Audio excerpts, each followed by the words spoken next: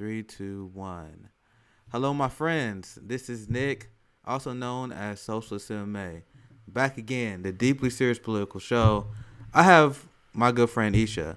I want you to finish your thought because we are discussing theory.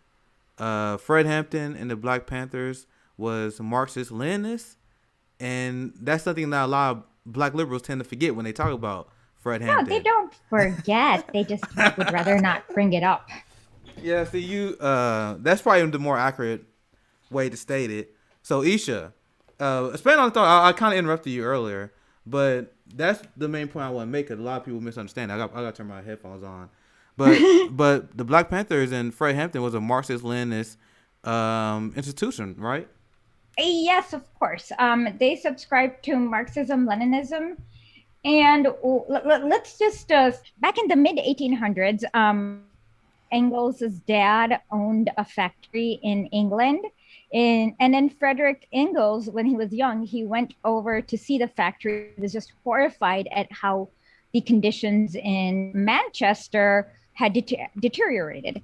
So what happened was that because of these factories, so the first thing is that how capitalism works is they build a factory and then they make shitloads of crap that they sell at really cheap prices, which then puts the artisans out of business, as in people back in the day would like make craft.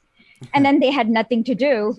And then they would go to the factory and the factory would be like, okay, I'll pay you 20 cents or 20 pence in exchange for 100 hours of labor or whatever, like a disgusting thing. Oh yeah, you might get your hands chopped off half time. And if you do, you're screwed.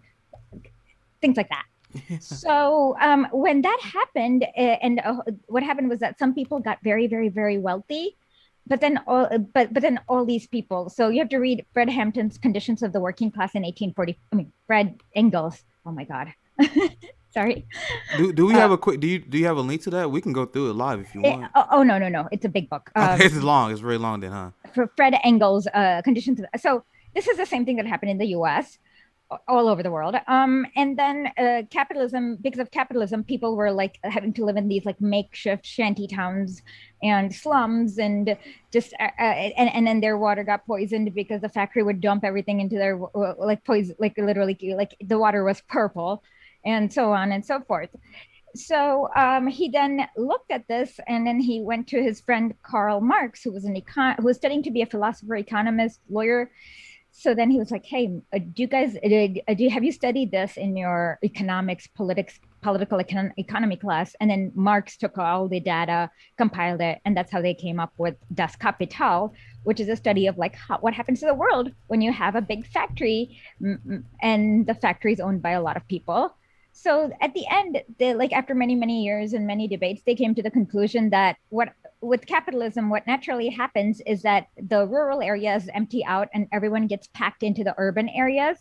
And when that happens, you basically like 50 years, 100 years, 200 years, the proletariat, as in people who have nothing to do, but who have nothing but their labor to sell, can just band together and kick out the factory owners and the bourgeoisie and take over.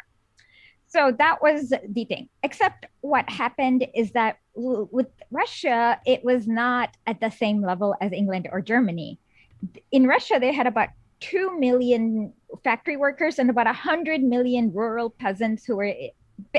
Lenin has even written a piece about comparing the conditions of the rural serfs in Russia versus the slaves of African descendants in the US, and he shows like how it's so similar and things like that. So there was like about 100 million of those people, of like slaves who had nothing. Like they were slaves for the most part. The only difference was that they were tied to the land as opposed to tied to the owner, but that's a distinction without a difference. Yeah. And so Lenin wanted to figure out a way to make this revolution thing happen because he knew that these peasants were starving, like just miserable.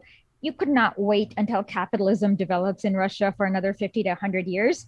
And that's where Lenin came up with an idea of the first thing is that he created a newspaper. Oh no, the first thing is he first taught people to read because poor people in Russia back then had to work in factories, and the literacy rate was at 12%. And then he built a newspaper, an all Russia newspaper, and that's where he kind of taught people how to fight for their rights. So Marxism explains what is wrong with the system, why it's wrong, how what caused it, kind of stuff. Leninism basically is now that we know everything that Marx said, how do we make it happen, or what is to be done? Which is, of course, a famous book by Lenin. So that's basically what Marxism-Leninism is. Yeah, well said. And the reason why we having this discussion, and the reason why we do what we do at Hampton Leftists, is to kind of set the record straight. Because I mean, unfortunately, our people have been led off a cliff, at least in the Western left. Yeah. Go ahead, Isha. No. Sorry, I said, no. Yeah, I was agreeing. Okay, I thought. Feel free to you can jump in and add something. Oh no, I won't jump in. I was just agreeing. Yeah. Okay, I hear you, because unfortunately we had the entirety of the Black Boomer generation. I'll probably rip on Whoopi Goldberg later on this stream. I'd love to rip on her. but she is exactly the kind of black capitalist I'm talking about. The black ruling class that led us off a cliff and made us believe that electoral politics was our path to salvation and freedom. And anyone who's a Marxist-Leninist, and this is what the Black Panthers, what Fred Hampton said, focusing on electoral politics and focusing on the ruling class and escaping our subjugation, having capitalism as the answer, is not right, isn't it? Okay, so let's talk about two situations. Electoral politics is basically following the rules that these genocidal slave owners made for you. Do you think these genocidal slave owners in their rules will have a loophole to free yourself from oppression? Are you sure? No. Are you telling me that we can't vote out fascism? Is that what you're telling me? Last time I guess the last time the world had to deal with fascism, they had to do World War II. So no. Okay.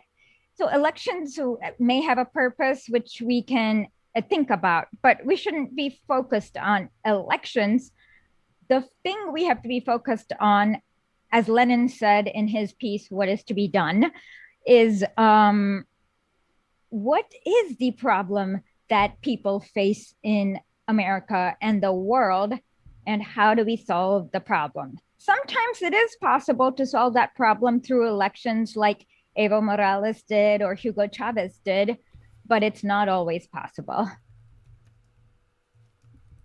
Yeah, and I want to pull this up. I'm gonna tweet this link out. I don't see it. No, I didn't share it yet. Okay. But this here is an important framework. Here, let me share screen and then I'll let people see it. I kind of want to get your thoughts on this too, because I am always 100% clear. I share screened it. Let me I gotta change it. I gotta change it so my audience can see it. 1 second. I can't. Oh, I can see it now. You Eldridge Cleaver. Yeah, this is What's your thoughts on Cleaver? You have anything? You know a ton. He's very complicated. I don't know where to begin. So, okay, this part. Oh, hold on, slow down. You just skipped. I'm not gonna read this whole thing, obviously, because this is 18 pages. No. You highlighted when we say that we are Marxist-Leninists, we mean we have studied. Okay. The classical principles of scientific socialism, and that we have adapted the principles for our own situation for ourselves. That's exactly what Marx says. That's exactly what Lenin tells you to do. That's what Mao tells you to do. Yeah, that's exactly why I want to pull this up. I'm glad I got your proof. At first, I was like, oh, hopefully this is something that she somewhat agrees with here. But we can. This is a long document, and if you're interested in the theory of what we're talking about and the Black Panther mindset and becoming Marxist-Leninist, this is a good. I still haven't finished it. I still got the last few pages to read to finish it up. But as Issa say, I mean, I can quickly. Can I interrupt quickly though? Yeah, go ahead, Isha. Okay. I've said this to people, but when somebody mentioned Eugene Debs, I said he's a loser, and I'm going to say that again. No offense, I'm sorry, but the follow winners. It's just what Americans do is that they follow other Americans in the left. And should you follow somebody who I'm not saying that the Black Panthers are wrong, because I bet, like, I've read a lot and lots of their literature. They're right, but they base their literature on the assumption that you've read Marx and Lenin, if that makes Okay, I sense. see. I see. And what happens is that Americans don't understand. You're wondering, like, why? How the bleep is this dead Russian from who's been dead for nearly a century relevant? Well, if you see my show Sundays with, well, remember the piece we read, "Beat but Not to Death" together? Yeah, I remember that. Okay, okay? That was the case about police brutality in Tsarist Russia. Like, did you find any significant difference besides the name of the police officer who beat the guy to death? Not much. I mean, it sounds like a pretty similar situation to what we go on over here, right? Exactly. So what it tells you is that capitalism is systematic. So sometimes you'd be creepy at like how often Lenin's just always right. I'm not. The more you see it, the more you realize he's just never been. I haven't. Well, he has, but there's some. I'm not gonna. You guys are not gonna like my critique of Lenin, but I mean, but this is the time where we talk about this stuff. oh no, no, no, you guys are not ready yet. Okay. We're not ready. Yeah. So the thing is that what you have to remember is that the elite will never teach you what, heck, they're not going to even teach you what is going on in the world and why the world is this way.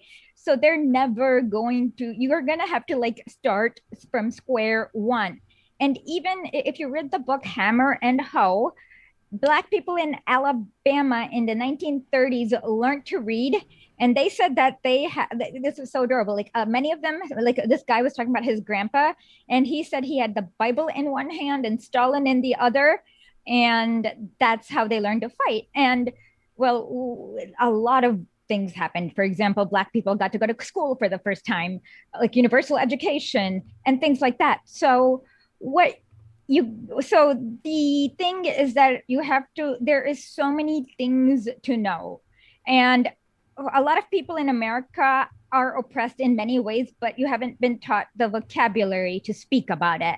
So for example, let's see, opportunism, most people don't know what it means, but Lenin explains how if like a representative, he was talking about the Duma, but it works for Congress or whatever, when they start getting, he talks about liquidationism. That's when you kind of go from Medicare for all to affordable access to universal health care. And that's called liquidationism.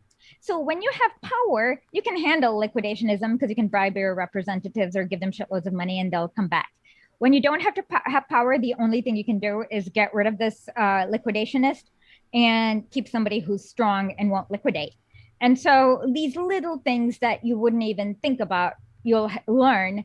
And there's no point in recreating the wheel. Lenin's collected works is 48 volumes. He's very active, and you're going to learn a lot of things. Like my favorite, like, so and then another thing, there was this really funny comment on Twitter. Somebody said, let me see if I can find it.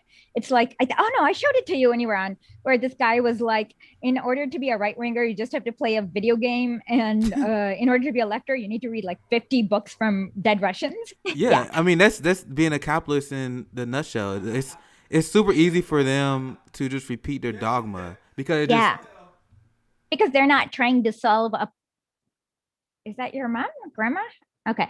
Um, that's because they're not trying to solve a problem. They're just reinforcing status quo, and they are trying to stop you from solving a problem. You have the hard task of solving a problem that has never been solved because America has existed since 1776 or even before, or whatever you want to think about it. And it's always been an oligarchy filled with rich genocidal slave owners. The first American election had 4%, 4% of the, not even all the landowning population, but 4% of the landowning population voted in the first American election. Um, so that was just the, I mean, you might have, if we were in Tsarist Russia, you'd call it a meeting of the Tsar's relatives, but the only difference is that they're not related to each other. so, so so this has never been done. It's a new problem. It cannot be solved through ways that they gave you. I don't know. If I knew, we would have solved it. It's just that we have to have faith that if all of us get together, we'll figure out a way to solve it. And so that's why we kind of need to, first thing is understand how information comes to us, understand what, okay, even let's just understand what classes are and how it works. Like there's so much to, I'm overwhelmed. There's so much to we people have don't time. understand. We have time. Okay, no, I'm just saying there's so much people don't understand that that's what we're trying to understand. And then maybe then we can try to figure out a way to go forward. But we have to be at, let's figure out what the bleep happened and what the bleep caused us so that we have to do GoFundMe's to live. Why is there like slavery in prison today? And why are people getting arrested for fines? Like it's just messed up. And like, why is everything the way it is the first thing we have to figure out before we can even move forward. Yeah, and I have like I've been stuck in this quandary because I'm feel compelled to act because how much evils are our government responsible for, the slave labor that you see going on in ICE detention, the fact that we destabilized the entire global South, responsible for over 2 million dead in Iraq, funding Or multiple more. genocide, or more. That's me being very conservative. I mean, no one really know what the number is. Yeah, we know when we can. Yeah, I see different numbers. Like the highest I seen from like a mainstream outlet that they admitted was like 2.5 million. But even then, people think that's an understatement. I don't know. Like I said, but that's a good one to even begin to think about it. Like whose deaths doesn't matter and whose deaths matters and whose death is going to come to the news and whose death is not going to come to the news. See, those kind of things. So there was these like like there was a time when some 3 American soldiers got killed in Fallujah or something, and then the U.S. news made like a huge deal about it. But every single day, God knows how many, and we did it doesn't even dent us. So, well, the thing is that this is also something I see with a lot of people who are going through these rituals. Like, why do you like? We know that protests are not stopping anything and not changing anything because of police, like nothing fundamentally ever changing. Like, and yes, the reason why MLK was able to do it with protests is because the Soviet Union was around and it had nukes and they were scared, and China too. Mm-hmm. And there's nothing scaring them.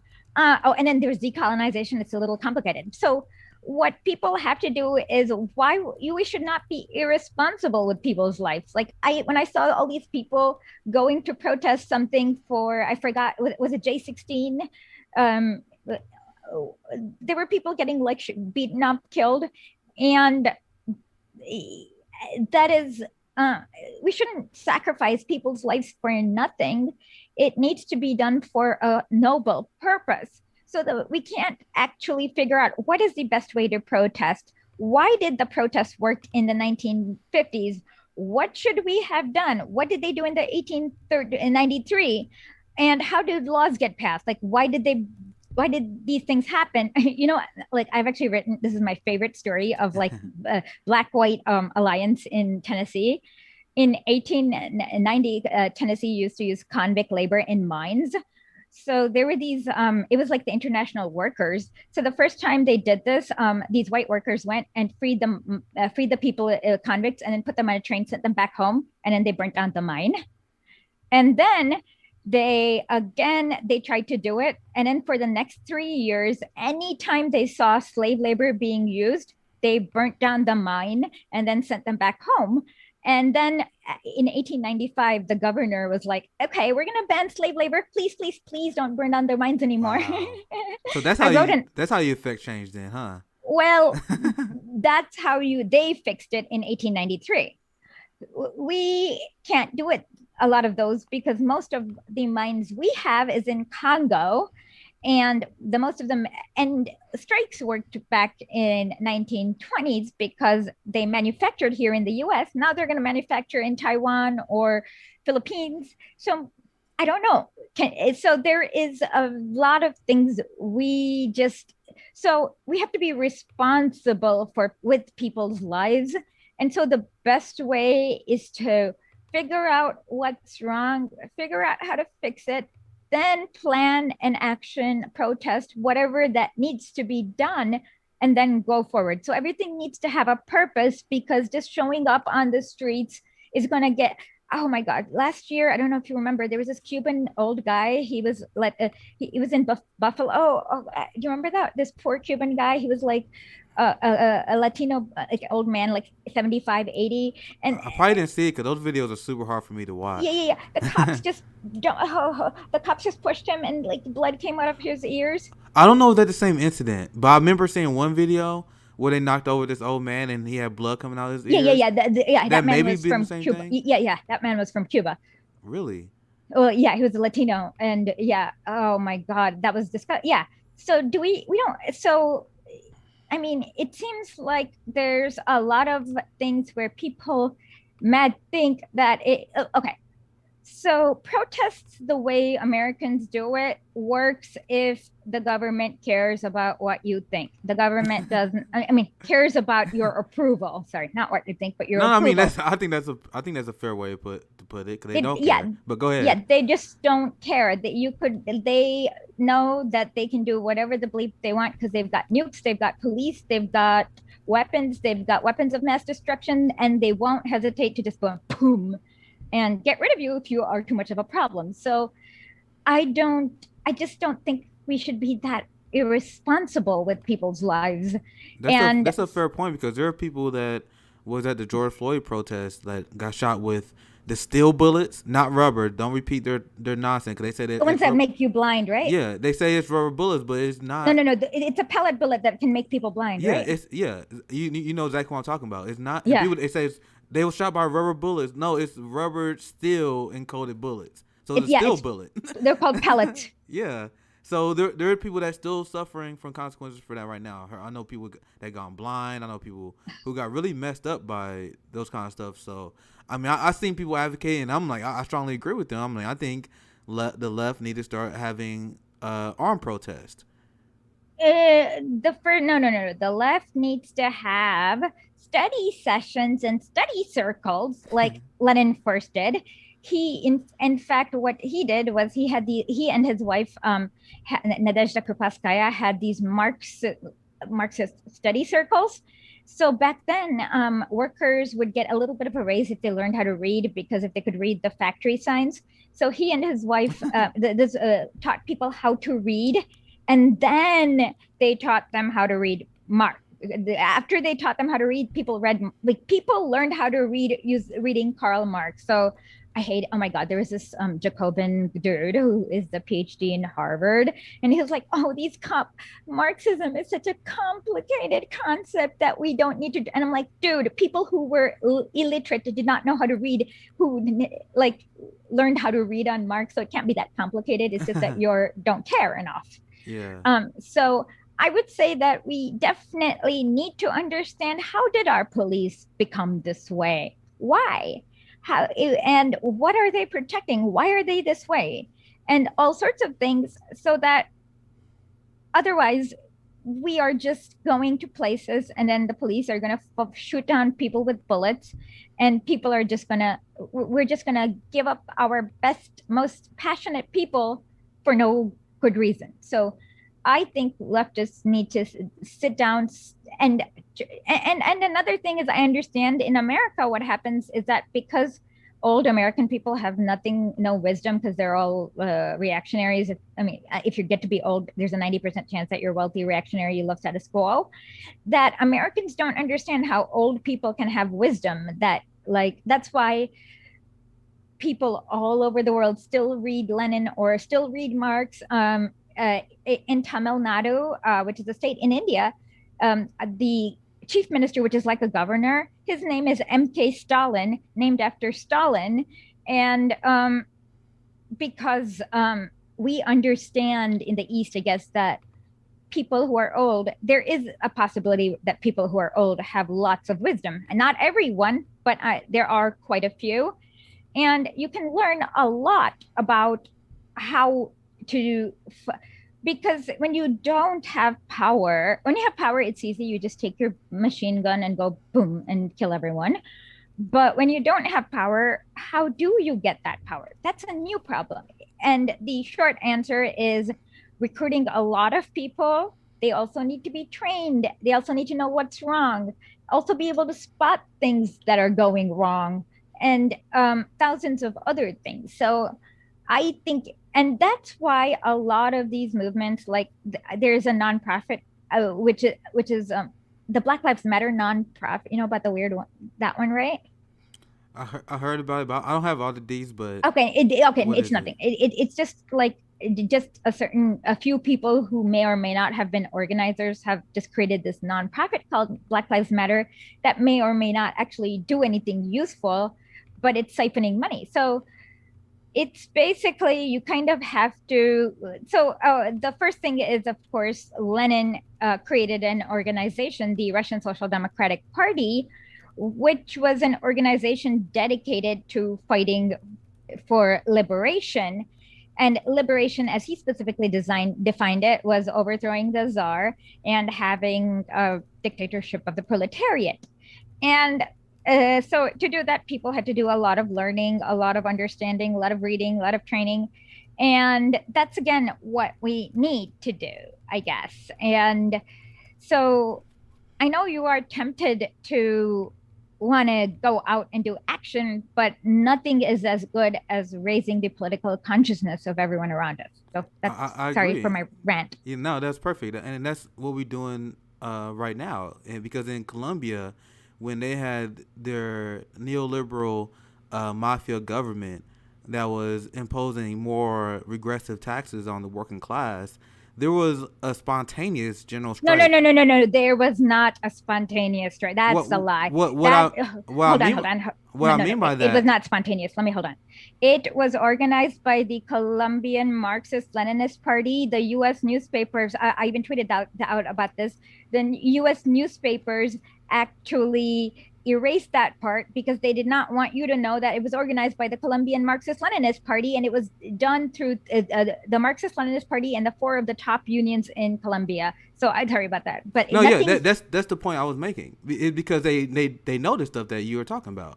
I know, but You need use the word education. spontaneous. Sorry, and I get triggered with the word spontaneous because a lot of Americans, unfortunately, think that if things are bad enough, things will spontaneously go boom, and nothing happens spontaneously. If this power structure falls, the person with the most guns comes in to replace it, unless you have other systems in place. So nothing will ever. Protests don't happen spontaneously. Nothing happens spontaneously. Everything has to be created. All the logistics have to be dealt with by you. Sorry, Yeah, yeah, that, and that triggers me. The word spontaneous. Sorry. what I got that from is from a Columbia professor that was describing these events. He was on Democracy Now, and that's something that would never happen in America because No, it's no, no, no, no. Yeah, yeah, no, absolutely. When I was in Colombia, I was so shocked. I was in Cartagena, and these law clerks were striking for better. So you know how a judge has a lot of law clerks. I saw that the judge was right next to the law clerks, striking with them and saying the court's not in session unless you pay these my clerks decent wages. Like when this was almost in 2013 in Colombia. yeah, and the problem with having strikes like these is that you still have people who they don't even understand that there's a class war going on in America. My friend Finney's here. So the thing Hi, with the Effing. Columbia, and this is what the professor was talking about, how they had drone strikes rate that had about 73% support among the Colombian people. Meanwhile, you still have people in America that still caping for rich Americans because they are like temporary embarrassed millionaires. Are So you that is what I was referring to because the people when we advocate for a general strike, people always say, "Oh, you can't have it." Do you know how hard making a drone strike is? You know Yes, how it is. It has yeah, never and then been we done in like yeah America. yeah we know like that's the point. Like we know how hard it is. It's just something that has to be done, and that's what they was able to accomplish in Colombia because of the knowledge that we were talking about, right? Yeah, exactly. Yeah, I'm sorry I got triggered by the word spontaneous. I just wanted to clarify what I was saying. That's Yeah, all. I That's understand. I just got triggered because nothing. Americans far too often think. And if you read What Is to Be Done, Lenin has like the first section talks about how spontaneousness is BS. So I got very, very triggered. no, I'm I sorry. hear what you're saying. Hopefully you hear what I was saying. But no, anyway, I understand what you're saying. Yeah, I have my. They had the infrastructure in mind to quickly organize a massive protest, is what you meant to say. Yeah, absolutely. So I think we're in agreement with that. So we have my friend Afeni is joining us. We having a great show because we'd have Shahid to come on in about half an hour, but Afeni is like actually doing real grassroots organizing in her area. So welcome to the show. Are you in the U.S.? Because I saw on your Twitter it says Save Sheikh Jarrah. So I was just curious. Yeah, I'm in the U.S. Oh, okay. I want to find the video you just posted, Finny, to get so people can see. I think it was pretty badass. You know, the one I commented under. No. By the way, another example is after the show. Watch today's Mint Press News. Manar interviews this guy who organized this, like, destroying this weapons factory in England.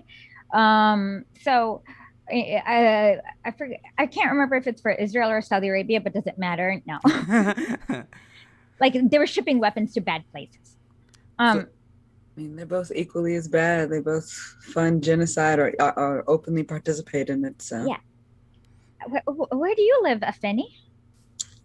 I live in the DMV, Maryland, DC, Virginia area. Oh, so you live in DC. Okay, I have a lot of friends in DC. So you live in the in the beastliest belly of the beast. Yeah, look, check this out, cause you posted this today. I saw it for the first time. What is this? This is let people know who Afeni is and what she actually does on daily basis with your organizing here. It's very short clip here. Check out. Make sure the audio working. I can't hear it, but that's okay. I forgot to set the audio. No. We're not gonna hear it though. The way if you used to, it's cool. I didn't do. I know what I did wrong.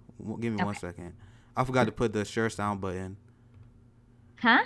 I forgot to push the button. You guys should be able to hear it now. But you black as shit. The only brothers you got are your. Do y'all still can't hear it? Yeah, I can hear it. Okay, just making sure. So this is kind of work that my friend Finny does, and this is what we want to advocate here at Fred Hampton Leftists. Check this out, guys. Black as shit. The only brothers you got are your black brothers. You gave up on them when you put that fucking badge on. What do we want? What do we want? If we don't get it, if we don't get it, if we don't get it, only being detained, then shut the fuck up. Shut up. Shut the fuck up. That part made me laugh. Are we being detained? I don't even remember this. It got posted on Instagram today, and I was like, "Yo, I have to." I was about to say, do you remember what was going on there? What year was this? Like, I don't even remember what that was about. Like, I wanted to ask you about that. I was trying to understand what I was saying when I was watching the video. So talk about the your group and what you guys doing on there, Fanny, before we continue. Freedom Fighters DC is a grassroots abolitionist organization that came out of the George Floyd uprising. So we are a black-led, multiracial organization that focuses on mutual aid, and we do, show our face at protests. But yeah, we focus a lot on feeding the community. We feed 200 people a week. Oh, wow. And we're trying to expand that out. And we do a lot of school programs as well. And we're working on an ambassadorship program. So please go follow my grassroots org on Instagram. It's at Freedom Fighters DC. And then me personally, I just like to be in the shit and I like to cuss out cops. So, I love advocating. I love learning. I love being in community with different groups, but any opportunity that I can take to cuss out some pigs, I'm gonna take it. Absolutely. Yeah, and we were just talking about this with Isha. It's kind of funny. Go ahead. Well, you should come. I should invite you for Sundays with Lenin, because Lenin calls cops pigs on multiple occasions, and he refers to each kind as a different kind of swine. So you're gonna love him. Oh wow. Yeah, because definitely let me know. Okay, just text me. Can you give her my number and then she can text me? I'm glad to get you guys introduced because Afeni is the real deal, and that was what a giant part of what Hampton and what the Black Panther Party was advocating for, and that's why we having discussion about Lenin, because they was pushing. And they advocate for Marxist Leninism. And okay, so let me give you something that's like really going to. Okay, So this is my okay. So one thing you'd be surprised with. Why is my okay? Got it. Okay. Okay. Let me see if I can find this. But what, like I said, the first thing is that you're not going to learn how to solve a problem unless. So somebody was like, what do you mean Lenin's a winner? I was like, the Tsar is every single relative, well, not every, but the Tsar is dead. And when you think of like the Russia, you're not thinking of like how Russia used to be, was like very, very poor. It was poorer than India, believe it or not. And so uh, um, and okay, can you see this? Okay, this is my favorite. You're gonna love this quote. How should I? Can I send it to you on Twitter? Can you share screen it? Does I'm afraid I don't want to share screen because it's a mess. That's fine. I mean, you can send it to me. We can do it that way too. Yeah, you should send it. But this is what Lenin wrote about. Like he was angry, and so what? Like I said, the thing is that you cannot. Okay, the first thing is we really need to. Oh my God! During the Hillary, I don't know where to start, but yeah, I'm not share screening. My audience can see it, but now I gotta push another button to get it to work for you guys. 1 second. Okay, no, I don't have to see it. I made it. I'll put it up for Affinity. You can see it at least then. Okay, so this when like the Democratic Party was screening Birth of a Nation in the White House, this is what Lenin said. The American bourgeoisie is in no way better in this respect than the bourgeoisie of any other countries. Having freed the Negroes in the good care under the free democratic republic capitalism, they have done to restore everything possible and impossible for the most shameless and despicable oppression of the Negroes. And then at the end, he said, shame on America for the way, and this was in 1915 when they were still doing. See, this is the one where he compares how Russian slavery in Russia was versus slavery in America. Yeah. So you said your caption said, you said, "Oh my, did Lenin expose U.S. American racism with statistics in 1915?" So let's see what it was because of that cop dude, Tim Wise. He used to be a cop, and he was like, "Socialists need to talk about race," and I'm like, "Dude, we were talking about this since 1915 when you were still showing Birth of a Nation." And you were still doing you liberals were still showing Birth of a Nation in the White House and were members of the KKK. So hush, is what I was trying to tell him. Do you want to talk about that? Cause when we was on your show, you was talking about the police violence case that was very similar to George Floyd that Lenin was talking about. Do you know what I mean? Do you want to share that story for the audience? Yeah. Beat but not to death. We'll put a link there. But what it was that. So there was this peasant named Timshel. I forgot the name of the peasant, but basically he went to complain. So he was brutalized by the police, and then he went to complain to the governor that the police had brutalized him, and then the governor's police then beat them. But then they claimed that Timshel tried to grab the police officer's sword, and then that they had to beat him to death in self-defense because he tried to grab their sword, which is exactly what every single cop says. And then Lenin looked at the whole case and exposed how that was not the case, but they were just trying to teach him a lesson for trying to complain to the governor about the police brutality. They also showed how Lenin also, when she was reading that case, showed how the prosecutor failed to even bring up the basic witnesses because they were just trying to make it go away. And he also showed how when the police, this guy was the main guy who beat this guy to the death with a book, was basically given a slap on the wrist and got a transfer and so what we learned is that how power works. So yes, the prosecutor, you know why it's so hard to get a conviction? Because the prosecutors don't try hard enough. The prosecutor half the time takes the case. The other half the time that they are afraid to take on the police because they know they're going to get shot if they do. So they will not. Even Mayor de Blasio is afraid of the police in America. So, the prosecutor that's why you can't get convictions even when there's a video, because the prosecutor tanks the case half the time. The other half the time, what happens is that the police officers have normal union members don't get this, but police unions are special because they protect capital, and police unions basically end up getting the best lawyers who through their insurance, it's just messed up. And then what happens is that, for example, with regards to, I can't even, I can give you one in a million examples, but basically, usually the prosecutor, you know how they say the jury can indict a ham sandwich? Why could not they not? I can't remember the name of that officer who killed Tamir Rice, but he's very unstable. He had been like transferred from place to place. Yeah, I don't remember his name too. I'm bad with names, but I know who you're talking about. The Timothy Rice case. Yeah, they couldn't get that indictment. And it's like, if you can indict a ham sandwich, you can indict a live officer that we've seen on video. And then there's also the judge's instructions. That's all messed up. And that's why you can't get a conviction. And of course, most people who have the legal knowledge probably don't have the time to tell people this is how courts normally work and this is how they're fucking up for you. And most people who don't have the time who have the time often don't have the knowledge, and it's hard to get it, like, because it requires a lot of like just going through boring court papers and trying to see what is normal, what is abnormal, like thousands of things. But yeah, that's why we can't get a conviction. And you say, what if we get a new prosecutor? Well, we can, but what happens is that there's such a thing. Most prosecutors in America are elected, and that means that they have to fundraise, and leos, or law enforcement officer unions. Is that what a Leo means? What was that? You talking about the police Leo, unions? Yeah. What does Leo mean? Timothy Loman is the guy, yes, who shot Tamir Rice. Okay, awesome. Thank you so much, Afeni.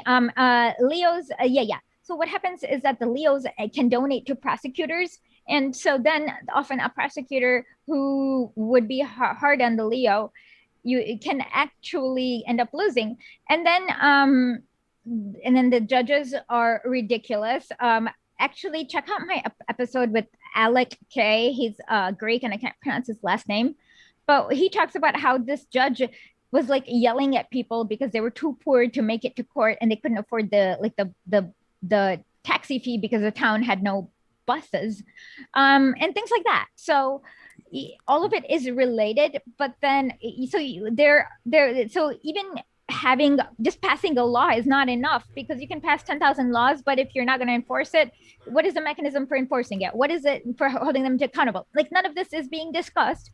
It's just, they're just like, what we have reduced it is to like it's not a real problem. It's just been reduced to, oh, if the city council passes something, it's going to happen. No, it's not. And then what we see today, a few weeks ago, the Democratic Party majority owns all three branches of government, and they still passed something to increase funding. Yeah. And so, and then you have to then work your way backwards to figure out how did the system. Okay, Fanny told me to hold on. Fanny, you want to add something to that? Go ahead. No, I have to go run and open my door for my. Oh, I think. So sorry. I got confused. I'm so sorry. I have ADHD, so when things pop up, I'm just like nervous. I'm so sorry. It's all good. Okay. Feel free to come and go as you need, Fanny. Go ahead, Isha. Yeah. So where was I? Oh, police officers. Okay. So it's a systemic thing that needs to be studied, and it needs to be studied by people who have been affected by police violence, who are getting stopped and frisked, not by Obama people or whatever nonsense that Obama like. So so I think the way even people try to approach the problem is wrong. Like, don't think of it as like, I don't know, think of it as a problem that's never been solved and how to go about doing it, and like start from square one and try to connect how everything is connected. Like, one episode, I'm sorry, I'm on a rant, but one episode. My show is all about rants, so. Okay. So I interviewed this guy who wrote a book. His name is Stuart Schrader. He's called Badges Without Borders.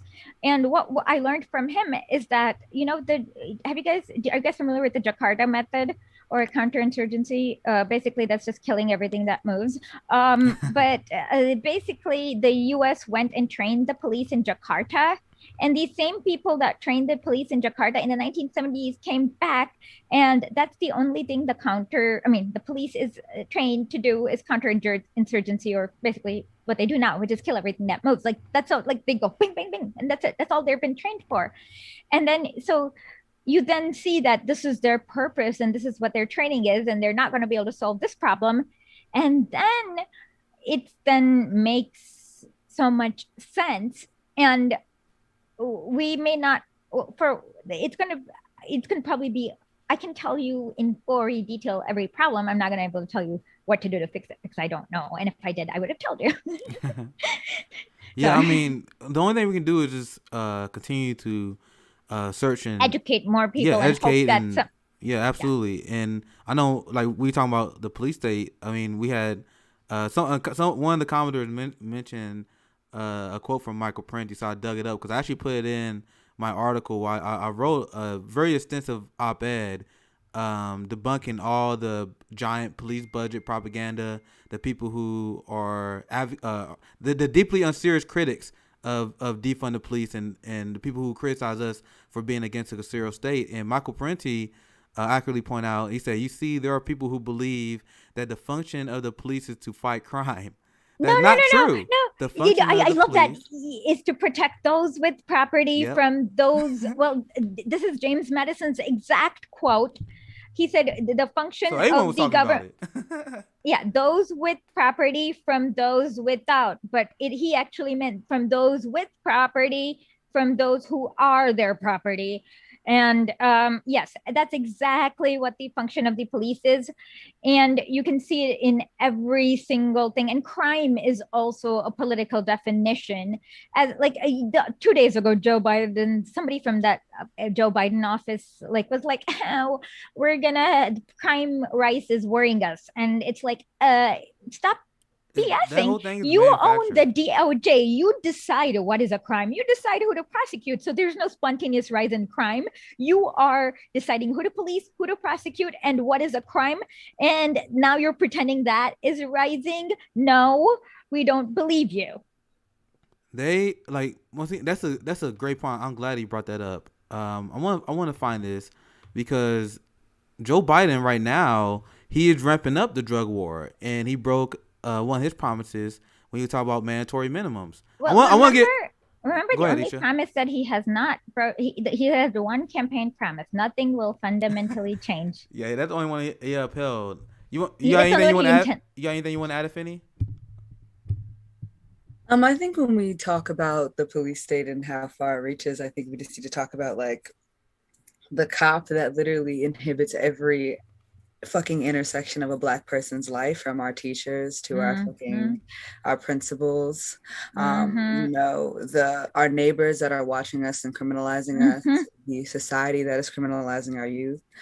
So when we think about the police state, we just think about, you know, we always forget about like how vast it is and how much it crushes, you know, Black people every day in different facets of our lives. Our doctors are part of the police state. Black women still die 3 times more than white women on delivery tables. Every single aspect. That's also, sorry, I didn't mean. That's also like how capitalism works. You have to create a purposefully impoverished class who has nothing to sell, but like it is like poverty. You have to, if you don't create a purposefully oppressed and impoverished class that cannot fight for its rights, no one's gonna be that labor class. Does that make sense? So capitalism needs that. I mean, and that's why, you know, personally for me, I advocate for the complete abolition of capitalism altogether. Our planet simply cannot survive it. Let's just be very real. Like there's just not enough cubic space for them to commodify on this earth, which is the reason why they're doing so much space exploration. And, you know, like I've said before, when all the rich folk go up on the Mars, wherever the fuck they go in their fucking spaceship. Have you seen the movie Elysium? You know what I'm saying? They're going to leave all of our broke, Black, and poor white asses here. You guys should watch the movie motherfuckers better get with it or get lost. Like it's not terroristic language to say that a system that is oppressing millions and billions of people around the world should not be in place. There are many different countries that are progressing past this point. So, you know, it's just like all of the propaganda that we're hearing right now and all of the propaganda that the Biden administration is pushing right now about, you know, how you are anti-American if you do not believe in capitalism, then what is the American ideal? What is the American dream? Well, okay, it literally is the American identity that is being conflated with the police, with capitalism, with our military, and nothing more. And that is just simply, we have the right as Americans to expand that American identity. And I feel like the only way that's going to happen is if we can condemn America. And the only way that's going to happen is if America destroys itself. Well, America's not going to destroy itself, and when it does, like, it's going to destroy the world with it. But one thing is that the reason why America started is because these like factory owners in Manchester needed more and more cotton, and then so basically these the American founders are fail sons who grew like big cotton plantations, and they had to get lots and lots of slaves to make lots and lots of cotton for these factories. And so America started because of capitalism. So capitalism is the American identity. Slavery is the American identity. There is no American identity outside of that, because who gets to decide who gets to come to America? These bloody genocidal slave owners. Who gets to decide? I was looking through while I was doing historically research. I saw so many crazy things. Basically, they banned people who were into unions. They banned people who were anarchists. Like, they had a massive purge in America after the Soviet Revolution in 1918, where they just like kicked out like all these people. And so the population is a curated population. The culture is created by these genocidal slave owners to uphold genocidal slavery. And so I don't think they kill a lot of people in the global south too. Yeah. Like what? A lot of the socialist and anti-worker movements was straight up killed by the CIA. Operation Condor, for example. Anti-worker movements, or you mean? Yeah, like, socialist so a lot of movements. the leftist governments that rose up. Oh yeah. South America. Biden. It was really funny. 2 weeks ago, I made a clip on that. He's like, "What if we think America's in?" And I was laughing, and it's like, "Are you joking?" So yeah. So I'm so sorry. I have ADHD, and I didn't mean to no, it's okay. derail your train of thought. No, it's okay. You want to finish, Finney? Yeah. So, just the basic point I'm trying to make is, when we talk about the police state, we have to consistently hold the Biden administration accountable for how they are expanding it, how they are upholding it, and how they are mostly the same with the Trump administration on a lot of different policies, even the death penalty.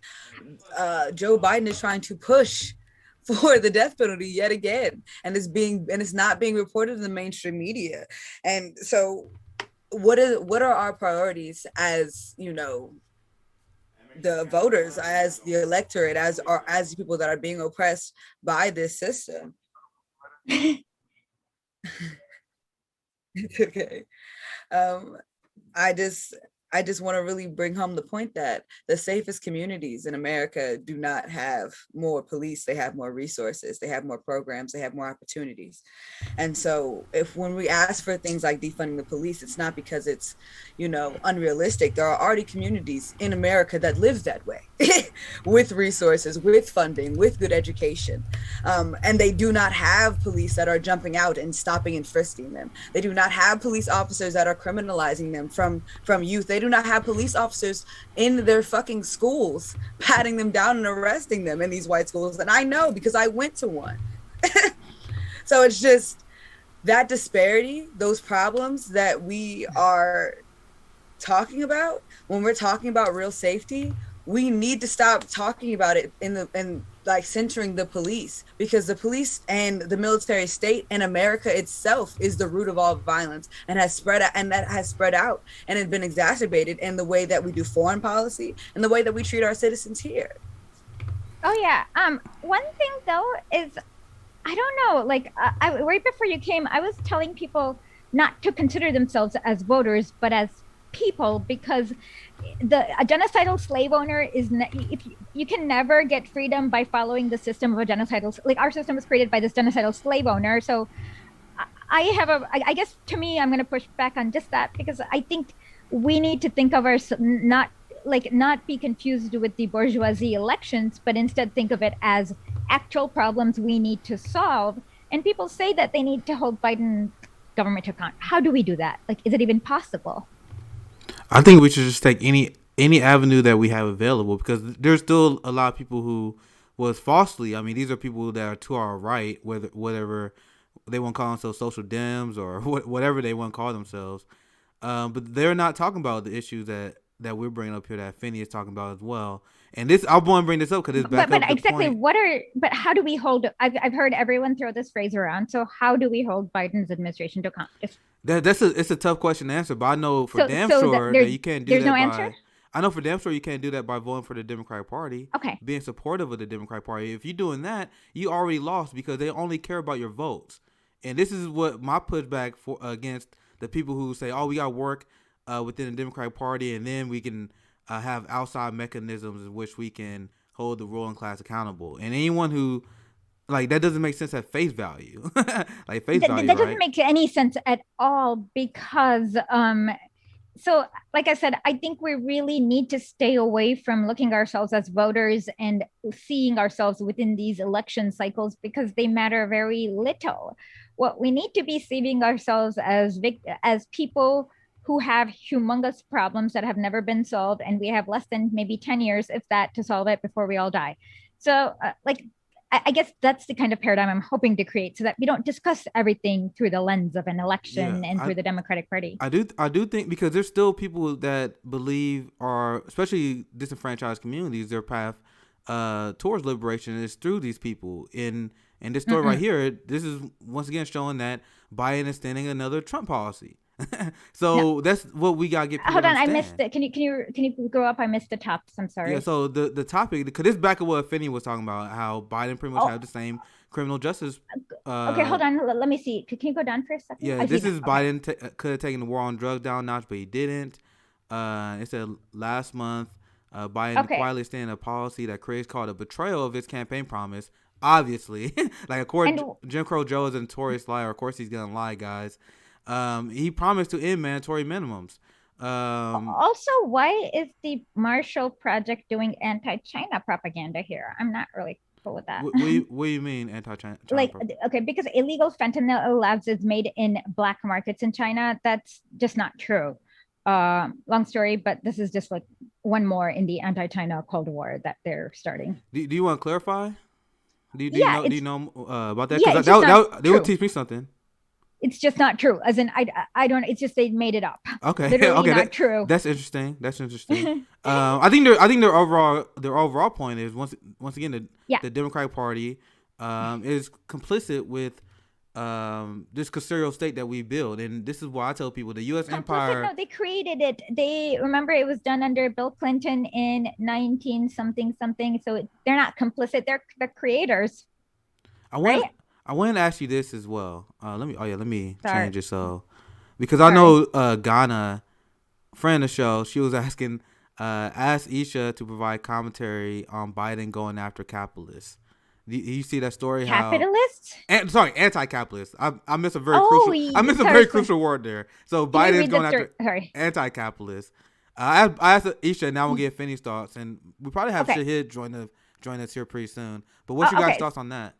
Well, of course he's going to do that. That's what his purpose is. I don't know. It should have been expected, I guess. Fanny? You got any thoughts? Can you repeat the question real fast? Pretty much just someone from the chat was asking us about our reactions to Biden going after socialists. They label socialists as the same threat level as neo-Nazis. No. This is my joke. Okay, this is my joke. I wish they treated socialists like they treated neo-Nazis, because then we get to get hired by the CIA, and then we're going to get to be on beaches in Copacabana in Brazil. So no, they're not labeling the socialists as the same threat because they love neo-Nazis. Today, Joe Biden, again, funded more neo-Nazis in Ukraine. So that's a lie. They think socialists are the real threat, and they're putting the neo-Nazis in to make themselves not look psycho. Yeah, that's a great breakdown. I want to get Finney's thought. I want to expand on that because I think that ties into my take as well. But Finney, what's any reaction you have to that? I would just, to piggyback off of that, after, we defeated Nazi Germany, we as in the Soviets, but we as in communists, not Americans. I'm just saying, like, I know, I just want to clarify because Americans love to pretend that. So I just want to mention we as in communists, not we as in Americans. But go ahead.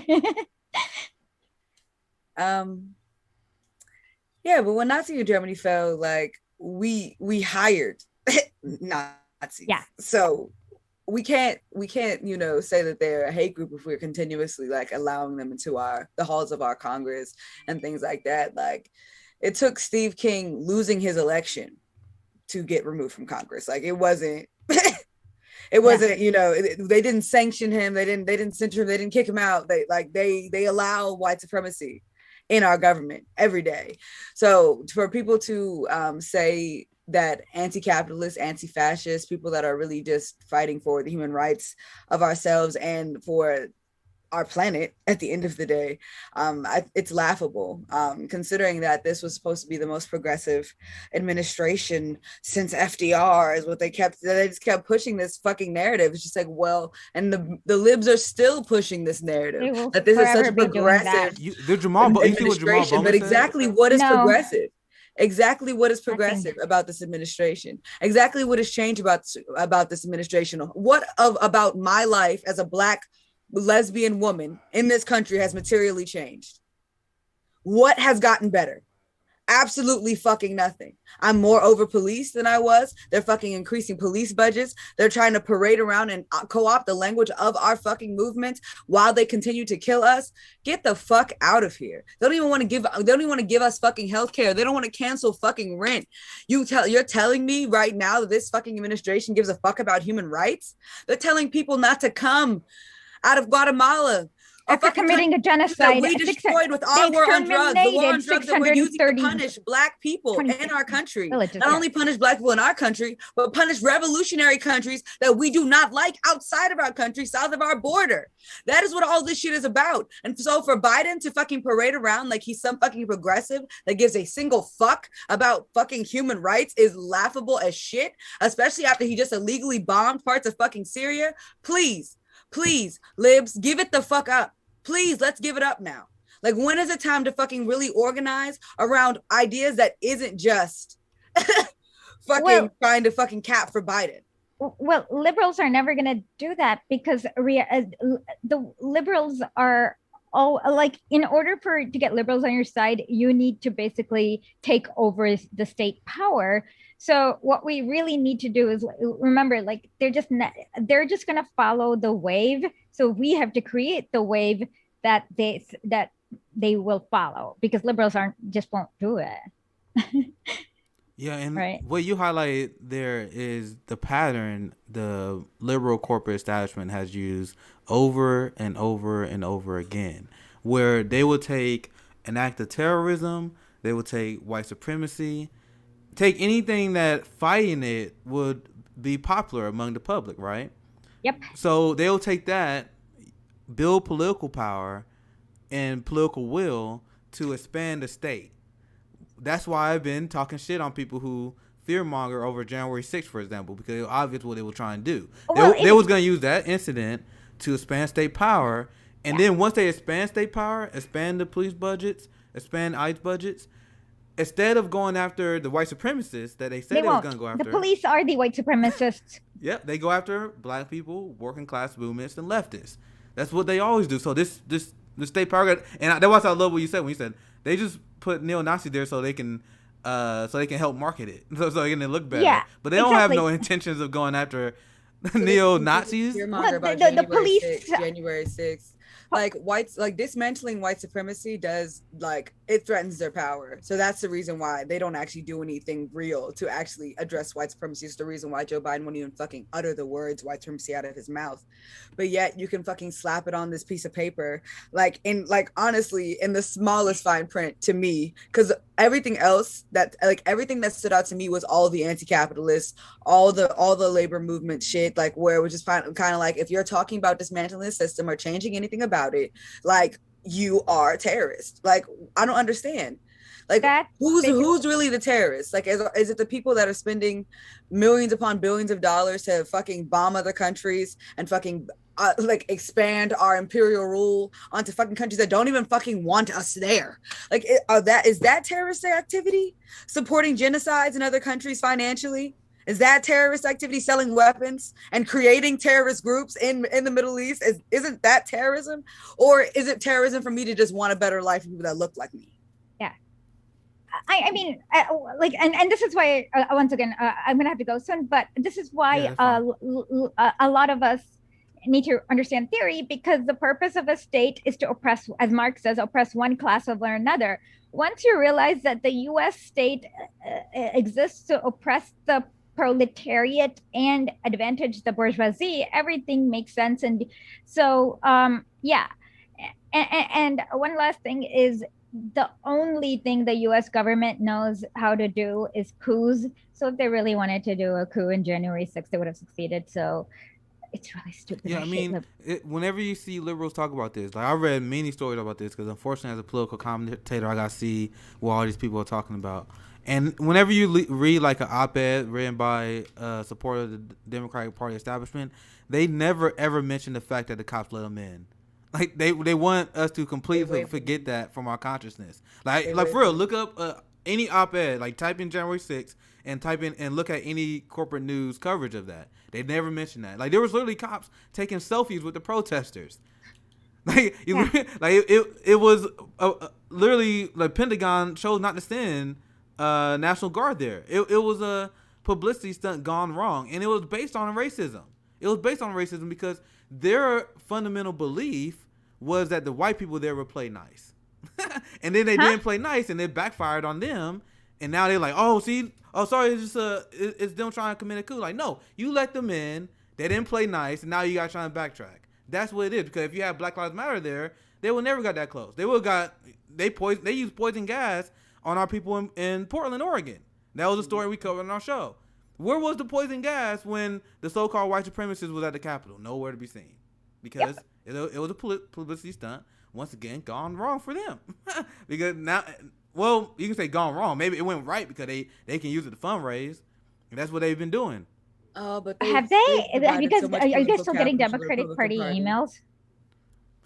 Yeah, I'm still cursed. Like I still get stuff from like Bernie apparently gave his email list out. Like 'cause I get texts every once in a while, but I don't sign up for no. Like that's the only person that got my number. I just get texts, so he must have gave my number away to DNC people. Okay. I want to see what the chat. Chat, do you guys still get stuff? I was just asking the people watching. David said January 6th was allowed to happen. They literally got warnings weeks before. They kept getting warnings, but then they still let them in. But who cares? It was such a small thing. It's just like, okay, you can't swear in. It's a little inconvenient for some senators. Screw that. Like, it's like making a mountain out of a molehill when it has really nothing to do with the broader scheme of things, in my opinion. That's why they like talking about it. And that's why I was going to let them have their delusion. What they were like, oh, this is the worst thing ever. I'm like, whatever, I'll just ignore them. Sure. Now I feel compelled to debunk all their nonsense because they use January 6th to fund the police more. They use January 6th to rob us of our civil liberties. So I'm like, okay, I was gonna stay out of this, but now I feel compelled to talk about how stupid this is because they use that to fund our forces of oppression. But more. Do we have any civil liberties? Because to me, that's an illusion. Like, is there anything that the government, like, is there any mechanism that I can't think of? I was asking right wing. Yeah. We had Shahid in the house. How you doing? Okay. How you doing, bro? Anyways, I'm gonna have to head out. Yeah, thank you for coming on, Isha. Can you please check out Sundays with Lenin? Because if you really want to figure out how to win as a left, listen to winners. Lenin was a winner because all the czars are dead. And yeah, so bye-bye. Thank you for Sunday coming on, at 1 Isha. p.m. Once again, I'll get you, like you and Ifa got hook up and do something on Lenin. Like I think y'all have fun. But thank you for coming on, discussing some theory with us. We have my friend Shahid Buttar on, and I want to make this point because she said, it was like, do we really even have civil liberties? I was floating this question to right wingers because there was a story that just came out how you had someone who was that good guy with the gun that right wingers always talk about. He was killed. He killed an active shooter, and then the cops came and killed him because he thought he was an active shooter, and that justified because he had the gun. So my question I was proposing to them rhetorically, I know we getting right into it, Shahid, but I was asking right wingers, like, do we have gun rights or not? Because cops kill people even though they're innocent, and they say, oh, we were justified in killing them because they have a gun on them. I got a 2-word proof for you. Philando Castile. Oh, expand on that. Philando Castile was killed in Minnesota. He had a gun permit, and they shot him in his car. Wow. It was, so I wasn't that well read on that story. Yeah, it was just one of the litany when we say their names, and we're called out names. Every time I'm at a rally, we call out names and we keep adding names to the list. And his was one, I think it would have been 2018, maybe 2019. And I think in Minneapolis, in fact, if I'm not mistaken, he was the same city as George Floyd. maybe the last prolific police shooting in that city before him. And Philando Castile had a gun permit. He was perfectly licensed to carry, and his wife live streamed him bleeding out in his car as she was trying to get him to a hospital. See, I mean, incredibly tragic. I'm reminded we just celebrated what would have been the birthday of Tamir Rice, I think, over the weekend. 12-year-old shot in a park in Cleveland within seconds of officers getting out of their car. No, we don't have civil liberties. And anybody who thinks that police keep us safe are basically burying their heads in the sand and refusing to acknowledge the evidence after evidence of case after case of innocent people being gunned down in the streets. And it amazes me. Today, the San Francisco Chronicle had the audacity to run above the page, above the fold on the front page, a story giving the Oakland police chief a megaphone to hit back at the city council for just restricting the police budget over the weekend. Or late last week, Oakland made the decision, first of its kind in the country, to move $18 million from its police budget into better alternatives to actually promote community safety. And journalists in the city are giving the police chief the platform to punch back. It's appalling to me, this idea that, frankly, and I'll use Dr. King's terms, the white moderate refuses to acknowledge the reality that reveals itself time after time. And that is simply the police don't keep us safe. They keep property safe. Yep. There's a vast distinction between the two missions. Yeah, and once again, I have a fun time talking to conservatives. That's why they don't. I love talking to them because I love pointing out their hypocrisy. And now I come at it from a view of libertarian socialists, anarchists. Mm-hmm. So I always tell people I believe in government that justify themselves. Like if you have government, you got to justify yourself. So what does that actually mean? So I am supportive of Medicare for All, for example. Because Medicare for All is a program that inherently justifies itself. Because it saves 68,000 lives per year, it boosts the economy, it boosts wages, and it saves average people money. So that justifies itself. Yep. If we talking about universal basic income, to me that justifies itself. Because that will boost the economy, get money back into workers' hands so they can invest into businesses in their local community, spur economic growth. Not to dance on the head of a pin, but as long as it's still got Medicare for All and the other stuff with it. Yes. Yeah, I always framed this issue this way because I got into a lot of argument with Yang Gang people who I honestly believe my good friend Mark used to be a Yang supporter and he was one of the people that listened. I think a lot of people had good intentions at first and then they kind of fell into hero worship. So instead of evolving on issues, they rather double down and defend Yang.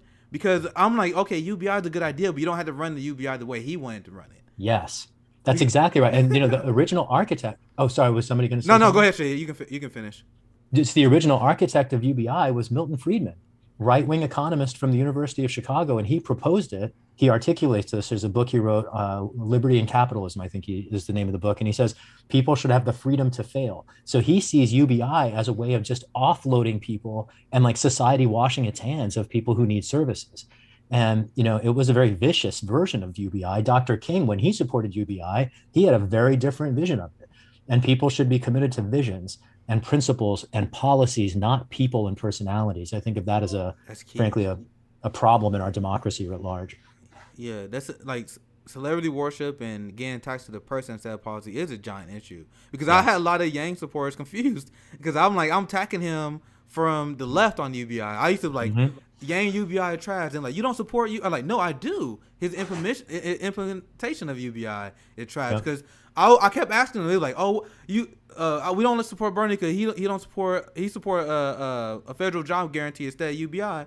And my response is why not both?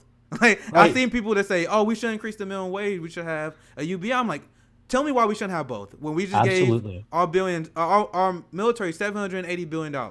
We gave billionaires trillions of dollars throughout the course of this pandemic. We got corporate bailout after corporate bailout. But you guys don't think we can afford a minimum wage and UBI and healthcare? And I mean, the corollary is that they're too timid to ask for all of it. And it's like, why are we negotiating against ourselves? Why are we negotiating in the class war? Do you have anything you want to add to that, Finney? Yeah, I just really want to piggyback off the points that both you were making about the police and their overreaching scope. So, the police need legitimacy. If they weren't doing all these little odd jobs that they keep absorbing from other places, I mean, what really would they be other than slave overseers that I mentioned, still fear and protect the top 1%. Like seriously, like if they weren't out here catching dogs or writing tickets or doing any of those things that they've been tasked to do, what exactly would the job of the police be? Because they don't really solve crimes. They don't keep us safe. 53% of violent crime goes unreported whatsoever. And where do you think most of that crime goes unreported? Probably in areas that they're not over policing people. So it's just the whole argument about what the police do and what they don't do. Like I said before, I'll say it again, the safest communities do not have more police. They have more resources. They have more programs. They have more opportunities. So if we're asking for a decrease in police funding, and it's a justifiable decrease, it's a human rights issue at the end of the day. Like, it's a human rights issue at the end of the day. Like, we need to eliminate the police altogether, and we need to eliminate prisons as well. So, you know, I really wanted to piggyback off of that, and also talk about the fact that, you know, a part of, you know, decreasing the police force and divesting from, you know, police violence is investing in things like healthcare that is based in anti-racism and equity.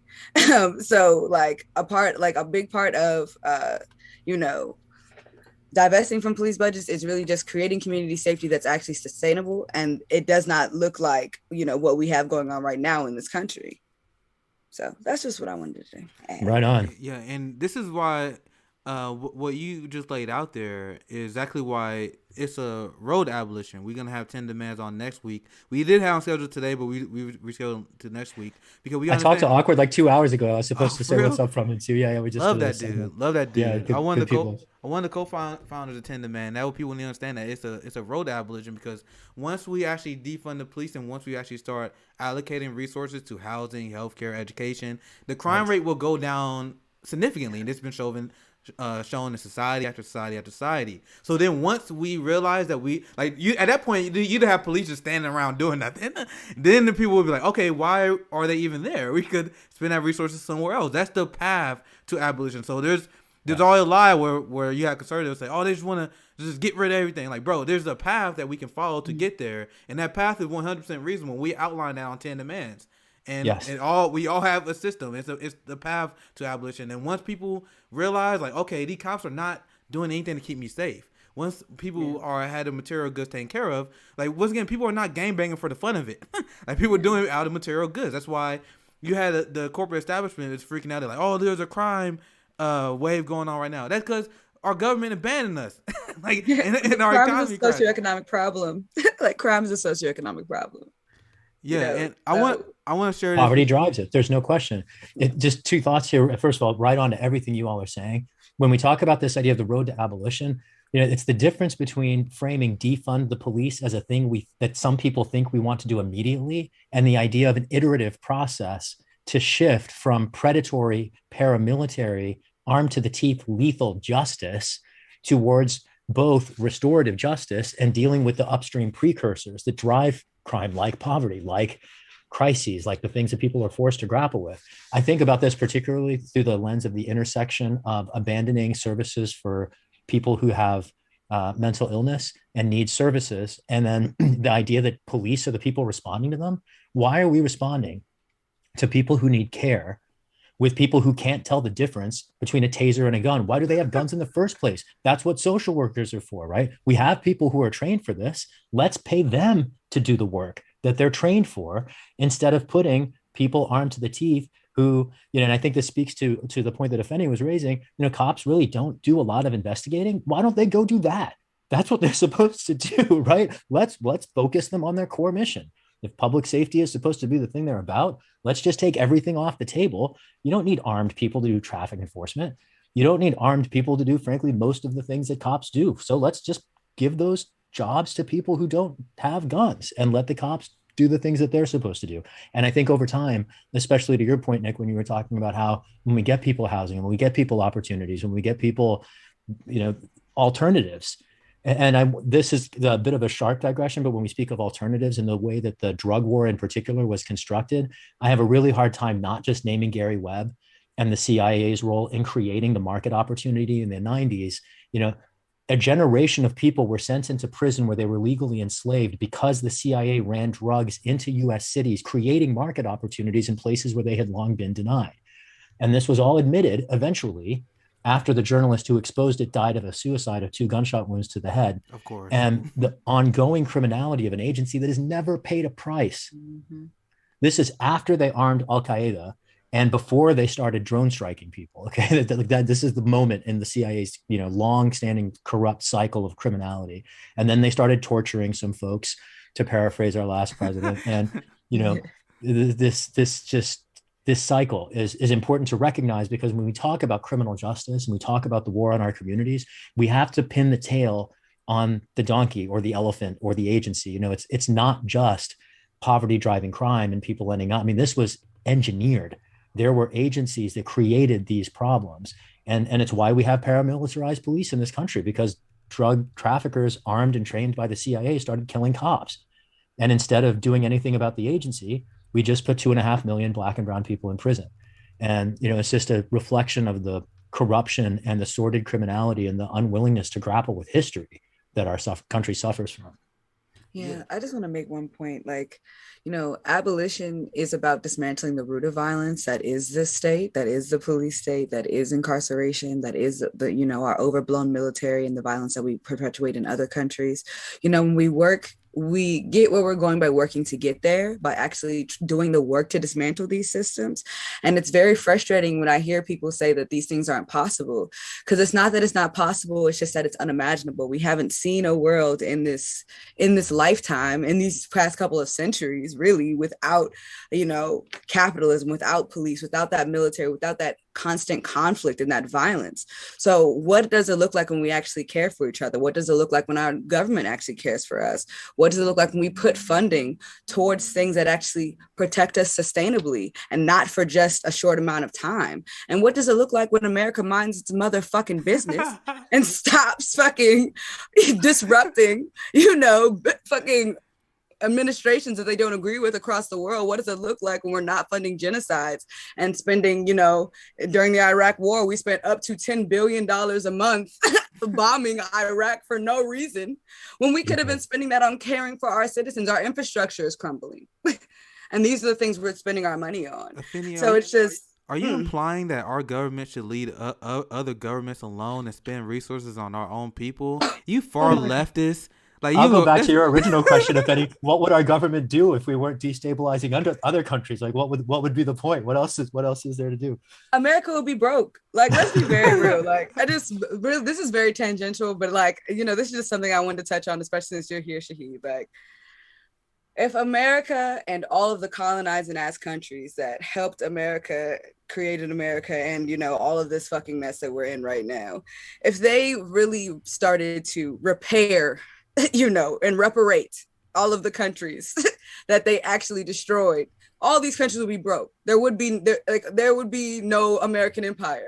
America would be done. France would be done. Britain would be done. We owe so many people, so many different groups of people, so many different things, for so many different harms that we perpetuated against them, for our own greed, for just the fact that we think that human life is less important than our capital is, than our growth is, than our property is. And we just keep, conflating these things with our freedom. People being free in their countries does not infringe on our freedom. That's right. Us not stealing from other countries does not infringe on our freedom. It's not that hard to connect. But it's just these politicians, especially politicians like Joe Biden, like Barack Obama, like Trump, even, and George Bush, they're not going to say that shit. They're not going to say that it's our fault that we're in a lot of the problems that we are in, that we're in all this debt. A lot of it, I probably is just fucking made up as far as I'm concerned, all zeros in the computer, because y'all keep finding money to give to corporations, to give to the military. It keeps, for some reason, the pockets are always open for that. So that means the money is somewhere. Mm-hmm. No, I feel you're absolutely on. I mean, when we're talking about this idea about the harms we've perpetuated, the hard part, frankly, is trying to unravel it all. I mean, just to be clear, the Pentagon can't even clear an audit. They can't even figure out what they do with the money we hurled down. $21 trillion went missing in the last generation. $21 trillion went missing. How does that happen? I wonder. It might just be that the whole thing is a scam. Is that possible? I mean, there's a weapon system called the F-35 that has no strategic rationale. It's redundant already relative to Chinese aerial surveillance detection methods. It will cost over $1.5 trillion over its life cycle. It was ridden by failures during the testing process, as it was derided by a Navy official as procurement malpractice. And we don't have money for Medicare for all. $1.5 trillion for a fighter plane that can't serve any conceivable purpose certainly isn't going to keep anybody alive, right? And when we think about this like imperial extraction paradigm, and I think you really elegantly named it when you talk about the government bailing out corporations to fund the Pentagon so they can steal more resources from other places to drive the whole cycle. When we talk about our freedoms and other countries' freedoms, what our freedoms are, when George Bush was talking about it, at least, it's not our freedoms they're talking about. And it's not our freedoms that the Defense Department defends. It's the pocketbooks of Wall Street. That's what other people's freedom offends. And that's what the Pentagon is there for. That's what our military industrial resource extraction ecocide complex is there for. And we in the United States ultimately pay a price when we allow our own dogs off the leash. And ecocide is a perfect example of that, right? The wars for plunder that we keep effectuating from Iraq to, Biden just bombed Iran, right? In the last 2 days, like this pattern is not just isolated to the war and human rights context. I mean, what do these countries have that we want? Why did we topple the democratically elected government of Iran in 1953 to install a puppet dictator and then inspired a right-wing revolution? It was for the oil. That's what we do these things for. So like connecting the climate crisis to the military industrial complex is a crucial piece. I mean, I think of this as Dr. King's legacy, because when he described racism and militarism and capitalism as intersecting, he was naming all of the ingredients of the soup. I don't think he necessarily saw the climate crisis as its embodiment, but he was naming each of the threads in the rope that we have basically allowed to, threaten to hang our entire civilization. And that's where we are standing now, because we ignored and vilified and, ultimately somebody assassinated, the visionary who saw all this coming, instead of us being willing to heed his remarks. And, we construct monuments and reduce his words to, slogans and bleed them dry of their significance. But I actually think this is the poignance of his ultimate legacy that I don't think even his fans don't at all give him credit for. Yeah, and that's exactly what we want to highlight here, because a lot of people forget that MLK was a staunch anti-imperialist. He was an anti-capitalist, and I remember why they killed it. Yes, exactly. And people asked me. I remember I was doing a video, and someone asked, like, "What does it mean to be a leftist?" And I'm like, "That's a wide philosophy for the most part, but to me, I think it starts at anti-capitalist, anti-imperialism. Like, I feel like if you're not there, you're a center-left lib at best. If you're not anti-capitalist, if you're not anti-imperialist, that's how far I would. Can we get real with that for a minute, if I may? Because what you're describing now is like huge part of the white left. Yes. Are imperialists who want free healthcare. I was set on fire. I was the target of a character assassination by people who thought their claims were justified because I was making the political mistake of not following their advice to focus on housing, because I, as a person of color, was more concerned about authoritarianism. And like the depths of this myopia are deeper even than I could construct. I mean, like the way that white supremacy rides its back outright, even within supposedly leftist spaces, is beyond disturbing. I mean, it's a threat, frankly, to the movement that remains unaddressed. And that's something that we push back against. And a lot of people don't like me when I do it, but I gotta preach my truth, because there is a white bourgeoisie privileged left, and I noticed that they focus on stuff that's completely different than what we focus on. Because I love that you brought up, and I feel like Finney's ready, because I know Finney can talk about this all day. Oh, I want to hear. But I want to hear. Trust me, this is exactly why I want to bring Finney on today. But I will pass it to Finney after this, because I love what you mentioned when you tie the military and climate change together. And this is a point I cannot emphasize enough. And this is why I was losing my mind. At the end of the day, I think if you want, whoever you want to vote, not that big a deal to me, whoever you want to vote for. I just don't like when people lie. You know what I mean? Like, if you voting for Biden because you had Trump derangement syndrome, if you want to see Trump leave, you had a personal vendetta against him, fight your struggle, BB. I'm not mad at you. What upsets me is when people say stuff like, we got to vote for Joe Biden and if we want to stand for climate change. It's like, that doesn't make sense. Like, you bullshitting me. That's when you lose me. Not when you say, we got to defeat Trump. I disagree, but I'm not going to get mad at you. I get mad when people say, we got to support Joe Biden for climate change. So Joe Biden's increased the military budget. You guys know that a story broke this year that the military is actively poisoning the black community.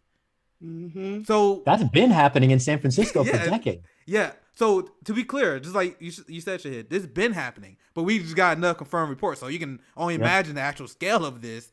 And there's no accountability. It's literally they're doing it with impunity, and they like toxic. They dumping toxic chemicals, and guess where they dumping it? Disenfranchised community, mostly black, because they don't have the legal avenue to fight this. So, and then take that and consider the fact that the U.S. military is the largest polluter in human history.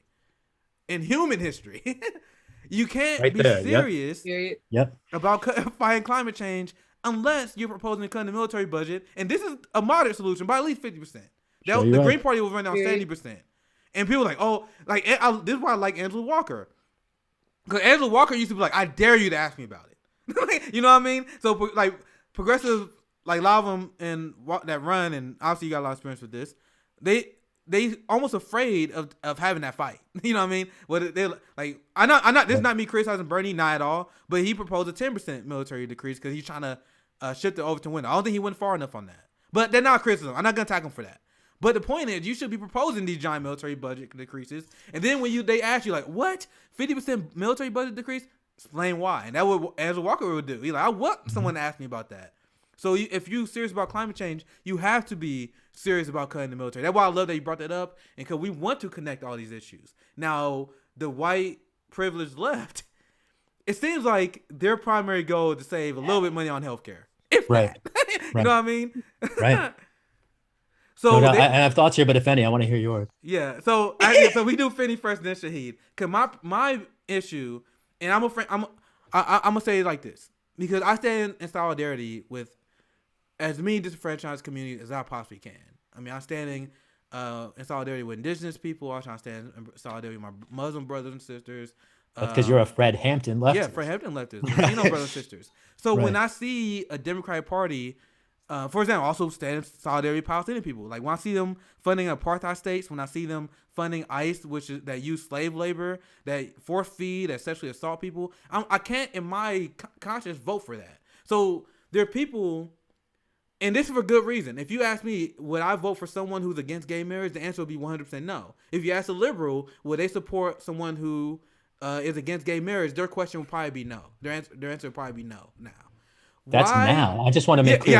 Now. In 2004, when I was fighting these cases, there was not a Democrat in the country who stood with us. And I want to make this sharp because Nancy Pelosi relies on the gay community here to put her in office. But Pelosi didn't support gay marriage. When I was fighting in court as a Muslim immigrant for the rights of my gay neighbors because of this same point. I'm a Fred Hampton leftist, right? Yeah. 10 years before the Speaker of the House with all the power and privilege finally showed up on the eve of a decision by a conservative court that we had the occasion to celebrate the anniversary of over the weekend.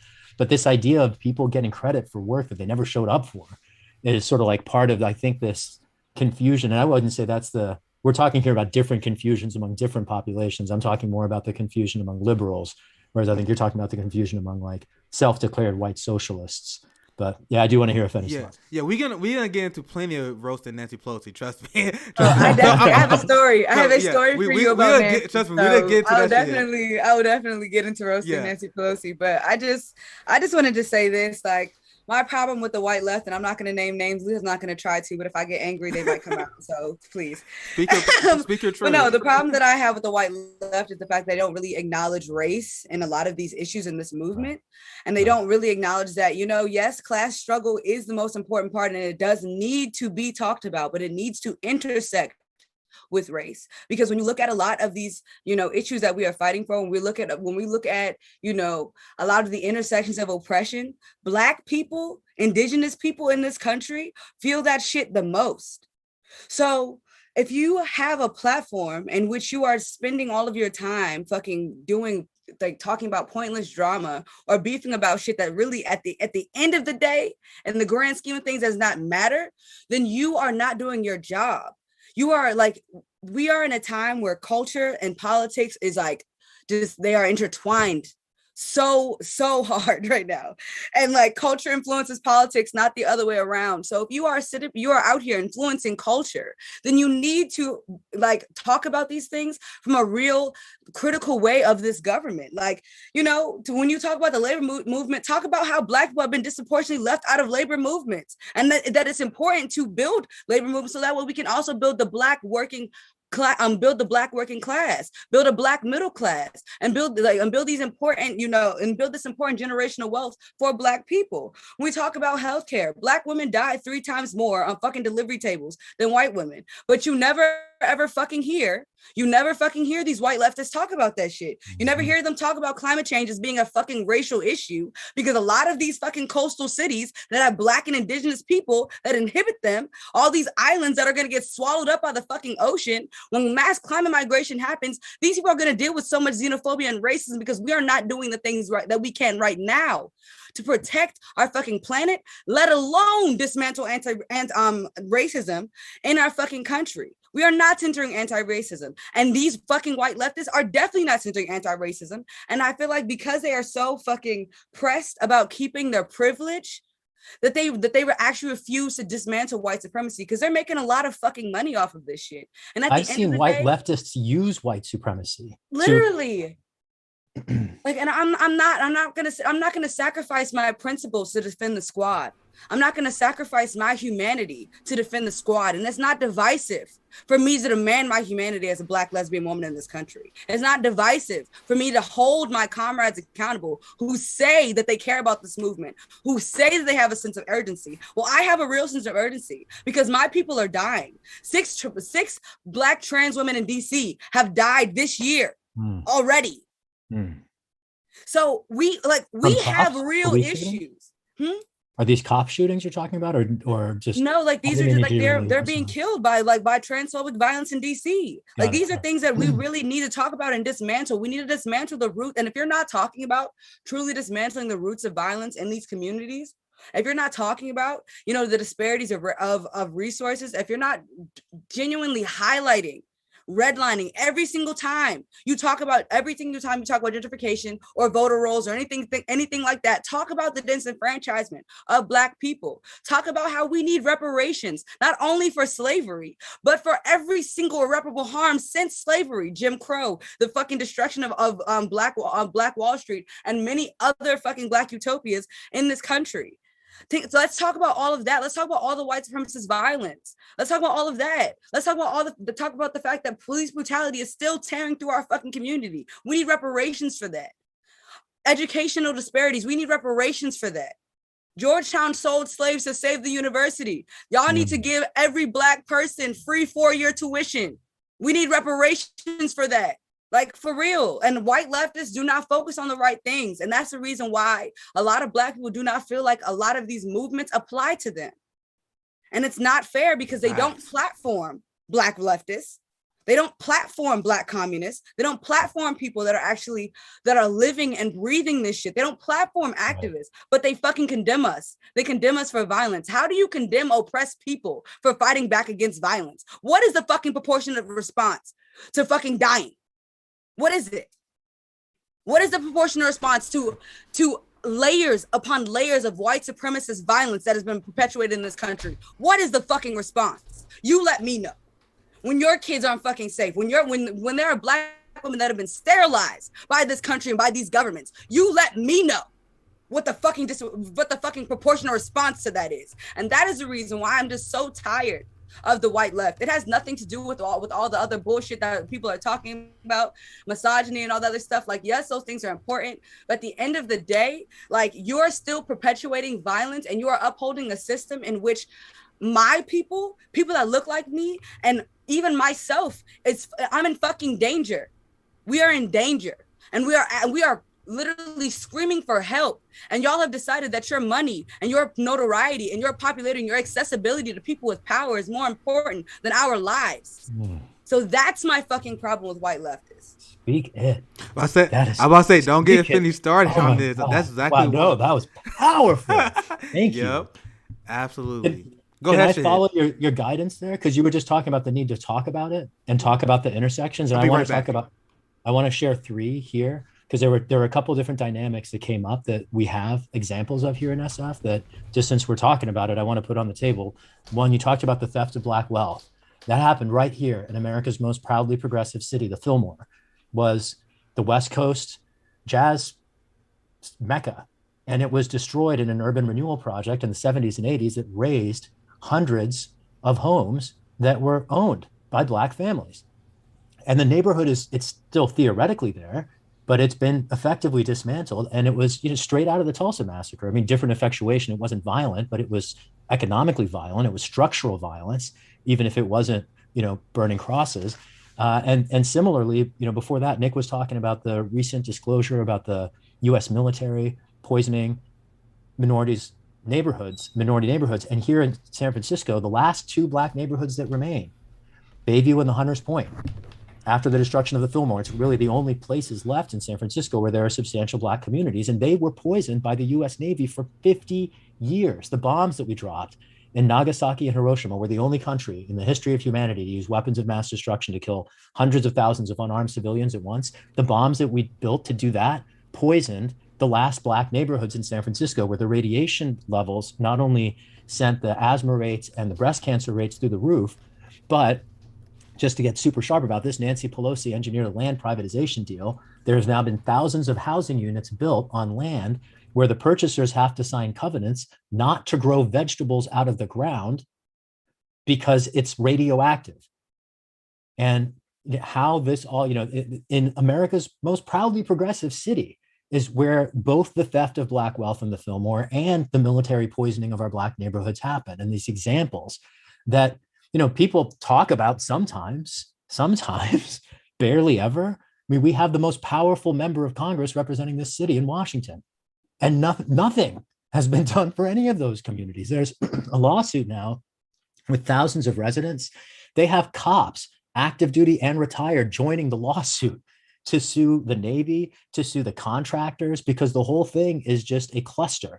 And the idea that power gets away with this serial criminality, and to get back to Afeni's point, that our supposed allies aren't there.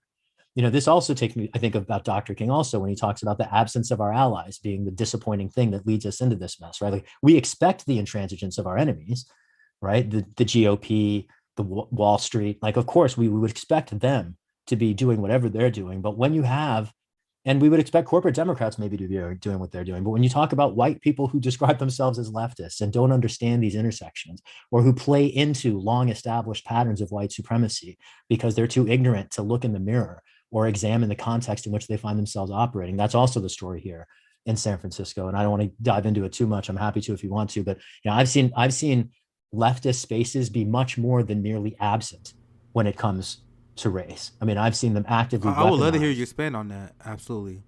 I mean, I was the target of a character assassination by white self-described socialists who were using tactics straight out of the Jim Crow South. I was accused in writing of sexual assault by people who admitted that it was a mistake when anybody asked about it 2 months later. And this was in the middle of an election when the press, every journalist in San Francisco suppressed the whistleblowers, who include women of color, who to this day remain not just outraged, but one of them's actually writing her own story now. And if the accusations toward me weren't racist, the silencing the whistleblowers were. And these were patterns straight out of white supremacy. If you consider racism as not just about race, but also about power and capital, they all intersect, right? It's the political motivations of false accusations render them no less racist, right? If you falsely accuse somebody of sexual misconduct for political purposes, that is as racist as burning a cross on a wall. And that's exactly what happened across every supposedly left organization in San Francisco in broad daylight, witnessed by hundreds of thousands of people in the middle of an election. I mean, this was an attack on an election by political operatives using white supremacist tactics to promote their political patrons, who describe themselves as progressives and leftists, just to be clear. Yeah, I mean, it's so sordid. And, in spite of all that, I still won 81,000 votes against the most powerful voice in Congress. It's 30% more votes than anyone's ever won against her. And I did that despite a racist character assassination campaign. So, I come out of it, frankly, bloodied, but I am quite emboldened. And, I ran to defend democracy against a corrupt set of intelligence agencies and a corrupt, powerful plutocrat. I'm not going to shrink from the corruption of a local political establishment. And, my critics who thought I might have another thing coming. Was you about to say something else, Afeni? I say absolutely. Like, I just, and it's crazy because even now we're dealing with like the whole talk about infiltration, about the importance of security and like how mistakes can't be made. But white leftists are like often actively participate in the dismantling of our movements, of the co-opting of our language. And then you tell us to hurry up and wait. But it's just like, again, like, why do you continue to force yourself to be the front of my movement? The working class intersection that you had, you lose it because you start to make all this capital. You lose your sense of urgency. You lose your sense of connection to the people that you said that you were fighting for. And it's honestly a slap in the face to people that were actually supporting you. I supported a lot of these outlets. I supported a lot of these people. I gave my money to these people, to these candidates that they told me to support. These same candidates that feel like it's okay to vote present on raising the Capitol Police budget. Yeah. These same, and we're not even holding them accountable, and they're not holding themselves accountable to being wrong about you needing to be aggressive, like force the vote and all of these things, like all these different aggressive tactics. These are tactics out of Republican Tea Party playbook. Like, that is what these are. It is about being aggressive. It's about fighting for the things that you say that you care about, because working class people are dying. Black working class people are dying. And at the end of the day, it's just like, are we going to think about collective safety? Yes or no? Are we going to advocate for collective safety? Yes or no? Well, then that means that you have to have the same sense of urgency that the most marginalized people among us do. And a lot of people are in fucking danger in this country if you are not rich and white at the same fucking time. So I'm not going to continue to entertain the arguments that, it is divisive to call people out for not being urgent enough in their assistance to Black and brown people, to Black and Indigenous people, especially.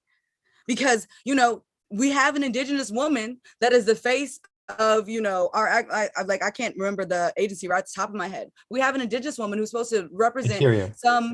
I'm sorry, what was that? Interior, Deb Holland at Interior. Oh yeah, Interior, yes. So yeah, Deb Holland, runs Interior, this representation for Indigenous people, but 1 out of 10 Indigenous women go missing, and nothing happens. So what are we doing about that? Yes, we have the representation. Yes, we have that figure, this figurehead there. But what are we doing to actually materially protect these people, and also educate our people, our masses, our youth on who these people are, what their cultures are, how this country was built? Like, what are we doing to really pay homage and respect to these people, other than propping up some upper middle fucking class or some probably super rich, wealthy Indigenous woman who has a proximity to power? What does that do? What exactly does that do? And if we cannot hold people accountable to these fucking, honestly, performative measures of protection, performative measures of love and policy, if we cannot hold these people accountable, then what the fuck are we here for? If we're not here to make our lives materially better and hold our government accountable, then what the fuck are we here for? Period. I'm so tired. I am. I'm loving the discussion that you guys are having on this, and I want to give my take on this, and I think I can explain it. My frustration with the white left in a very solid example. I do want to ask. I know we didn't talk much about how much time do you have, Shahid? I want to be. I'm good. Are you good? Because I'm still the roast. We still the roast Nancy Pelosi. We'll get there. But I told you on my show we use. Okay, so there we go. We should be back. My internet just flickered for a second. We should be back live. The point I was making before that panic I just had. We still live though. Yeah, the stream should be coming up here any moment. Okay, so we had a massive protest, and then the activists on the ground, we had a demand. The demand, not an ask, was defund the police. That was the demand of grassroots activists. That was the demand of the community that had been killed by the police. In the summer, and I admit this, defund the police wasn't a popular opinion on the massive political discourse, right? 538 did analysis that showed that defund the police was minus 35 in approval. Wow, we got a one hell of a hill to climb, don't we? So this is not new. This what I just described, because do you guys know the bus sit-ins in the 60s was widely unpopular? Right. The civil rights movement was widely unpopular. So this is when my disillusionment started, because I saw people, once again, like Afeni said, I watched a lot of these people. I have respect for a lot of these people. I like Crystal Ball, but she was like, defund the police is kind of I don't know, that's not a good slogan. I think we should be more calculated. It's not a slogan, it's a policy demand. So I Right, saw right, white leftists right. after white leftists. Once again, I like Crystal, but this is just a giant flaw that I've seen now popular white commentators and people who claim to be in our support. So you took something that was started by the grassroots, by black people, by Latinos, indigenous people, and then you morph what we was asking for, like, oh, we got to ask for police reforms, ignoring the fact that the Minneapolis Police Department reformed their police 5 years before Derek Chauvin was killed. So I had my channel. I was starting out then. Only been political commentator for about a year and a half now. And I like, okay, I'm taking up the mantle of this issue because this is an issue we are 100% in the right in. Because as I explained before, as a libertarian socialist, you cannot properly explain to me the benefit of massive bloated police budgets, especially when that budget is used to fund an institution that has always been racist, that's always been about uplifting white supremacy and doing the bidding of the ruling class. But you know what a lot of the white left did? They ducked this fight. You had a lot of people that was like, oh yeah, I like the tenets, I like what they're saying on defund, but I think they need to be more practical and more realistic. They always want to be more strategic. Yeah, you guys realize that them saying that hurts us. Yes. Not saying we support you wholeheartedly. That hurts our movement. Because they were like, oh, see, even progressives won't be on board on this ask. Now, what happened since then? I not ran for no reason. Ever since defunding police started, it started out massively unpopular, and 538 did a poll, which every corporate news media outlet covered. Because that one showed them massively underwater. You know what they did not tell you in that same poll? Because they had Al Sharpton. He was on CNN. He was like, oh, defund the police. The black community don't want this. This is a bunch of bourgeoisie white people that are demanding this. That didn't make sense at face value. At face value, that didn't make sense. But that was what the black bourgeoisie and that was the liberal class tried out. It was a movement supported by white people. The 538 poll that they used to attack defund the police, it showed that there were two people that supported it. Black people and the Democratic Party. The Democratic Party voters, I mean. And the voters supported it only because it was boosted by support from black people, Latinos, and indigenous people. And if you look at the white community, even among liberals, massive disapproval. So they stay silent on this issue. But meanwhile, the grassroots activists chip away. I release video after video, tweet after tweet. Finney's on the ground, like literally yelling at the police. We showed that clip earlier. Literally yelling at the police. And the big bloated police budget propaganda gets destroyed over the course of a year. And I'm going to pull this up because apparently people forgot. Because I'm seeing people now saying the defund the police movement is dead. That, the American people heard it out. And we just defunded in Oakland. $18 million just got shifted last week. That's huge. Yeah, so it's propaganda for 1,000 different reasons. But my audience show I'm gonna share screen so you guys see it. But I covered this on my show. This was after the election, and notice that the media did not cover this. They were super excited to cover the polls where defund was underwater, but a majority of voters, and this is when they asked in exit polls, a majority of voters who want to reallocate the funds from the local police budget to crime prevention initiatives such as counseling, drug treatment, job training, and education, including 55% of independent or third-party voters. So what they just described was defund the police that went from negative 35 to now we are leading with independence. Now, Shahid, anyone, what policy have you guys ever seen jump like this in the span of 1 year? This is because the black leftist activists that didn't give up on this. Yes. And now what I'm seeing, and I've been reporting on this, the same white bourgeoisie leftists that was afraid to talk about this issue, now that they're seeing it become more popular, now all of a sudden they want to talk about it. You see what they did? Talk about this shit before budget season. So you should have talked about it before budget season. Yeah, it's too late now. So that was my long-winded example to show you guys why I'm frustrated. Because I can talk about, there's a lot of issues I can do this with. You know what I mean? A lot of issues. Real. But you see how they waited until the public started shifting to care about this black issue? Meanwhile, you know what it reminds me of? Yeah. No, I don't want to steal your actually when you're done. Yeah, I'm gonna bring you right in, Shahid. But you guys see what happened there, right? So black activists like me and Finney was doing work on this while it was unpopular. Then the second the needle started to move, then all of a sudden white progressives are talking about it now. You see what it is? They don't want to take the hard fights. They don't want to take the hard stances. And I thought that what Bernie Sanders told us. Like, I got a lot of issues with Bernie, but he told us to take unpopular position and fight for it. Look how quick the white left forgot about that. What were you about to say, Shahid? Same pattern played out in Ferguson 7 years ago.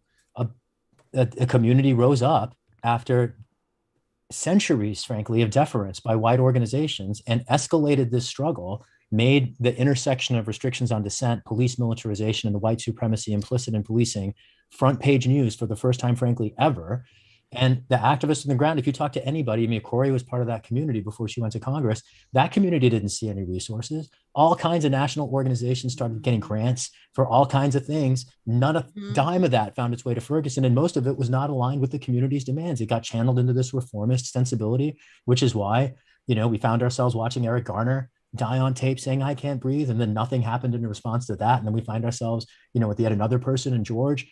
And like the recurrence of these, not incidents that's too charitable, murders, but, you know, he even describe it as murder as charitable because it's a pattern, right? That's a war on a community, and it's been going on too damn long. And the idea that people don't connect the dots between these incidents, even when the dots are staring them in the face, and you have thousands of people around the country clamoring, saying, this is what we demand, as you put it. I love your point about defunding not being a slogan. Everybody who reduces it to a slogan needs to read King's letter from a Birmingham jail. Yes. And they need to look in the mirror and realize it was being written to them. And the poignance of that particular document in this day and age, I find just cannot possibly be overstated, because I think, you know, a lot of what we're trotting on right here is a, unfortunately, not recent theme. You know, this is the challenge that our movements have faced in this country going back for generations. And we're very much not only standing on the shoulders of other people, but we're unfortunately getting tripped by the very same dynamics. Yeah. And go ahead, Finney. I'm gonna say it's just very frustrating because, you know, like, I really just feel like you should not be going to Congress to make a career out of it. Like, I just don't feel like public service should be a lifelong career.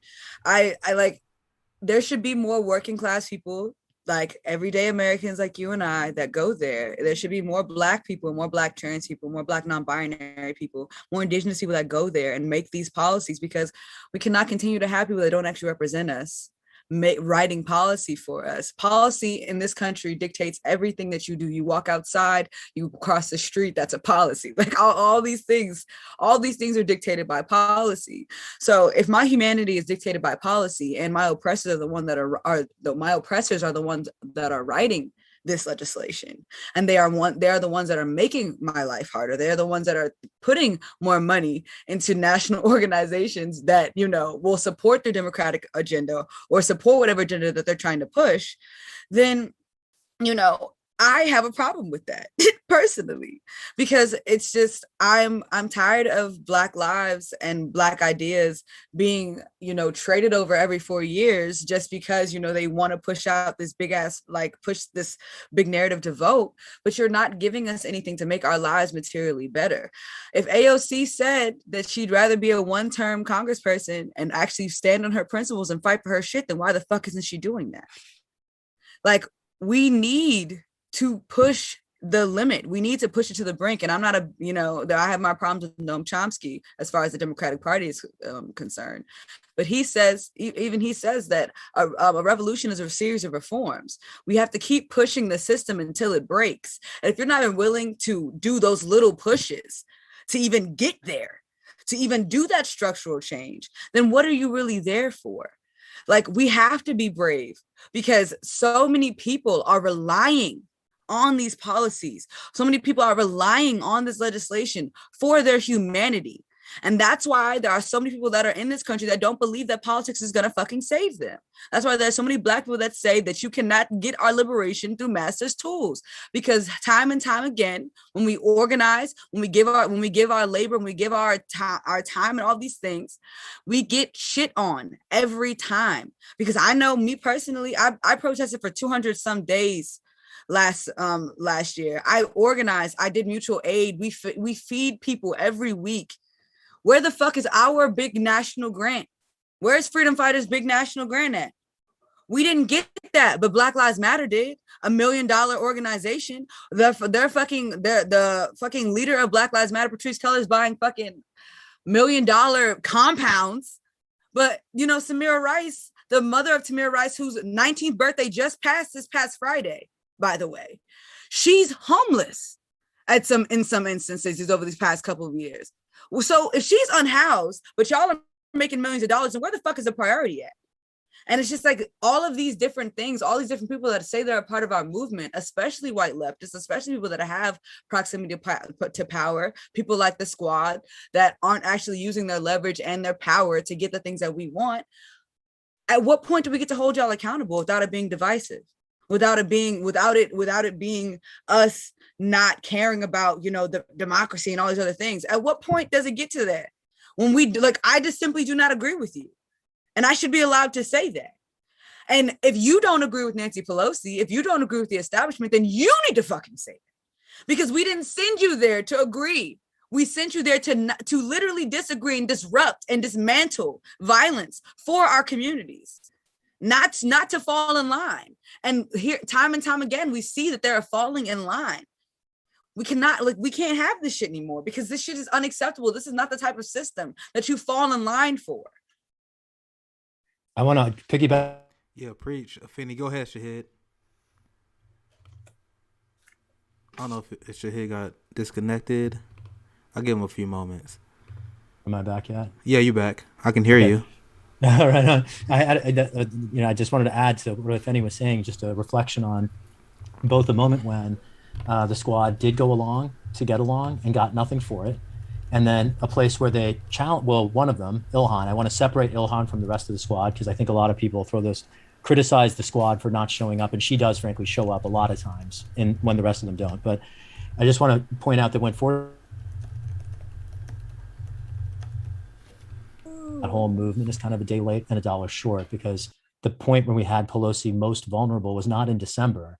It was in November. I had her on the ballot for the first time in 30 years. And I wondered often where all the people who, you know, got really fired up about and forced the vote, like where they had been before. Because, you know, in any case, when we drill down on that moment, one of the people who ultimately decided not to try to force the vote and voted for Pelosi to serve as the speaker was, somebody I hope to join in Congress, Representative Ocasio-Cortez, who ultimately got denied a committee assignment to Energy and Commerce that would have been her opportunity to develop the Green New Deal. So going along doesn't get you anything.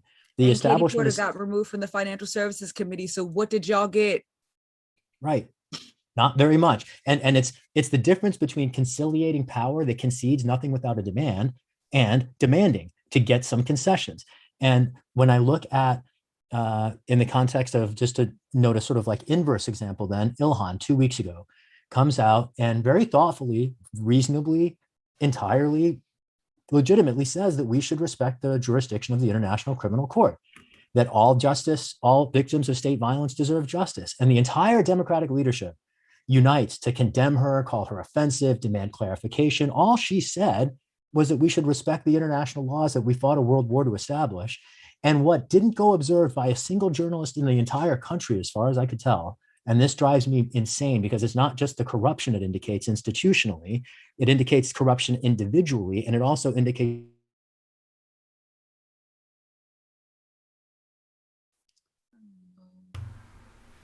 Come back. There you CIA go. call. Did I skip out again? Yeah, you cut out just a little bit, but go ahead. Okay. Well, so what not a single reporter noticed was that back in 2006, Pelosi got briefed on what the CIA euphemistically called enhanced interrogation techniques. And instead of investigating, as we are required under international law to do, this is a requirement that we not only fought a world war to establish, but sent a Supreme Court justice to prosecute the Nuremberg trials and establish this rule. If you cover up torture, that's a crime like the torture itself. And there's no justification. It's liability up and down the chain of command. Wow. In other words, if we did ever acknowledge the International Criminal Court's jurisdiction, not only would the entire leadership of the CIA potentially face justice in The Hague, so would Nancy Pelosi. So you have a powerful, wealthy figure in Congress, wealthy white woman, punching down at a Black Muslim woman in Congress for speaking the truth, while her individual conflict of interest, and not just like money conflict of interest, like keep your ass out of jail kind of conflict of interest, goes completely unreported. And it's, the corruption of punching down and left is one thing, but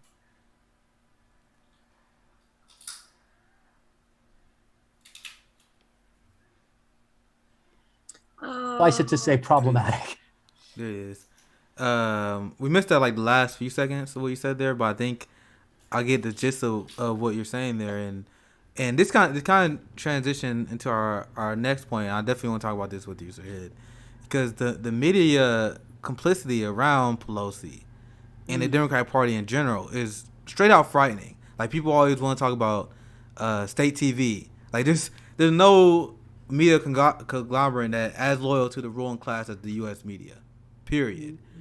And like, once again, that's something that most people don't even know, that you had Nancy Pelosi that was complicit in torture and war crimes, and they decided not to go after George Bush. And it's very telling that she was condemning Ilhan for what she said, and what Ilhan was saying was very, very moderate, because she still kind of played the both sides game.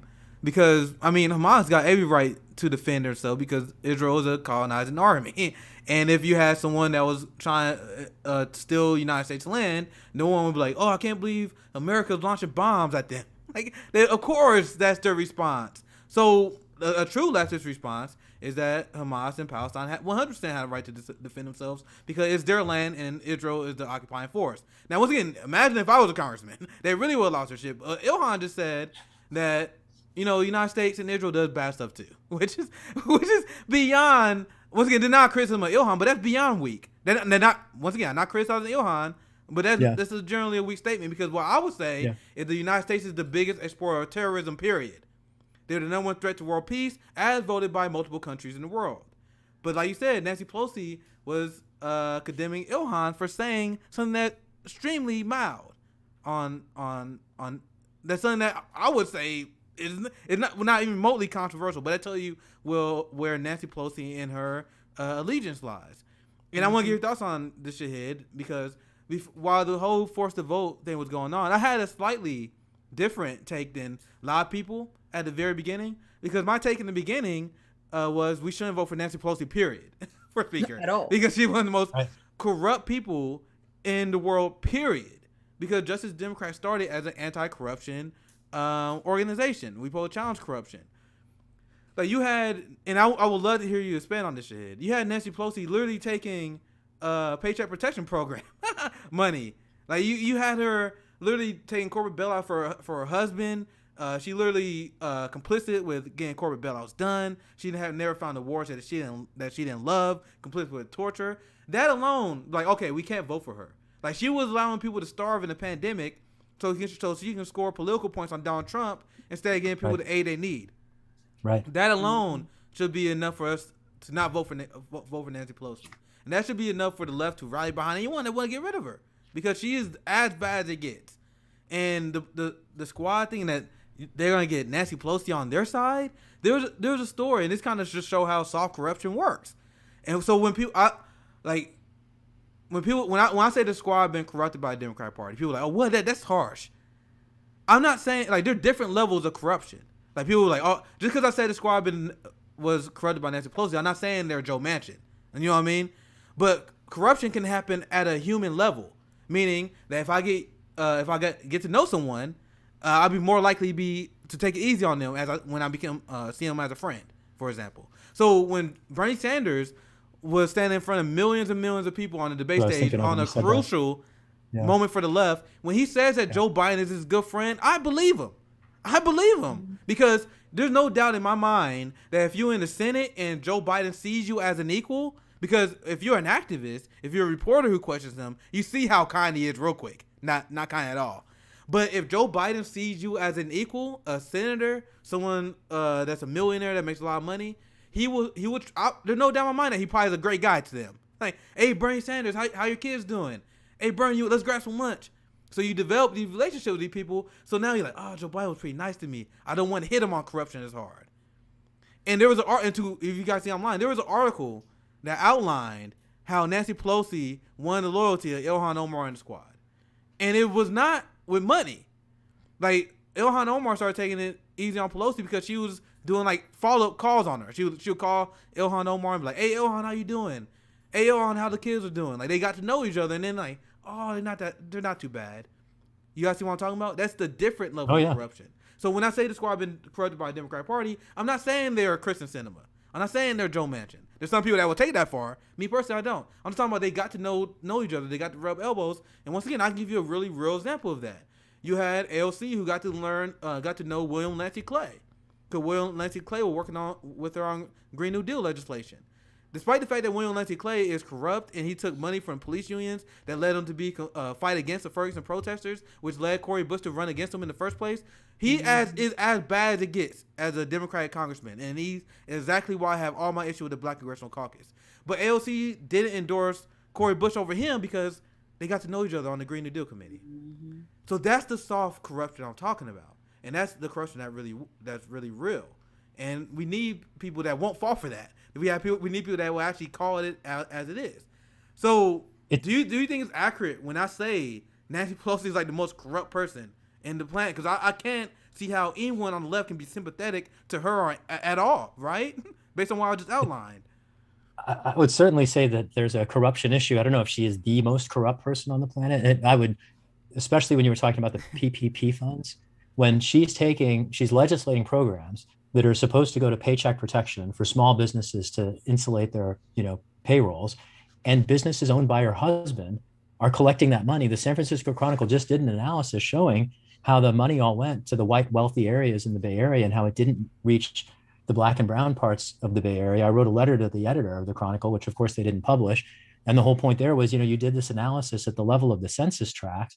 Well, what about the very individual figure of the person who represents our city in Washington, who, there are news reports of her husband's businesses gaining money from this program where the funds dried out before they ever reached the communities that they were intended for. And I don't see how that's very different than Trump, with the Secret Service and putting money in his own pocket. This phenomenon of wealthy people using the government as a resource extraction device. Similarly, she's got a pretty renowned history of insider trading, from Microsoft to Visa to Tesla.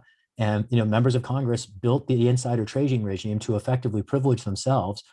And, it's fairly routine. But I don't understand why members of Congress are allowed to have a stock portfolio in the first instance.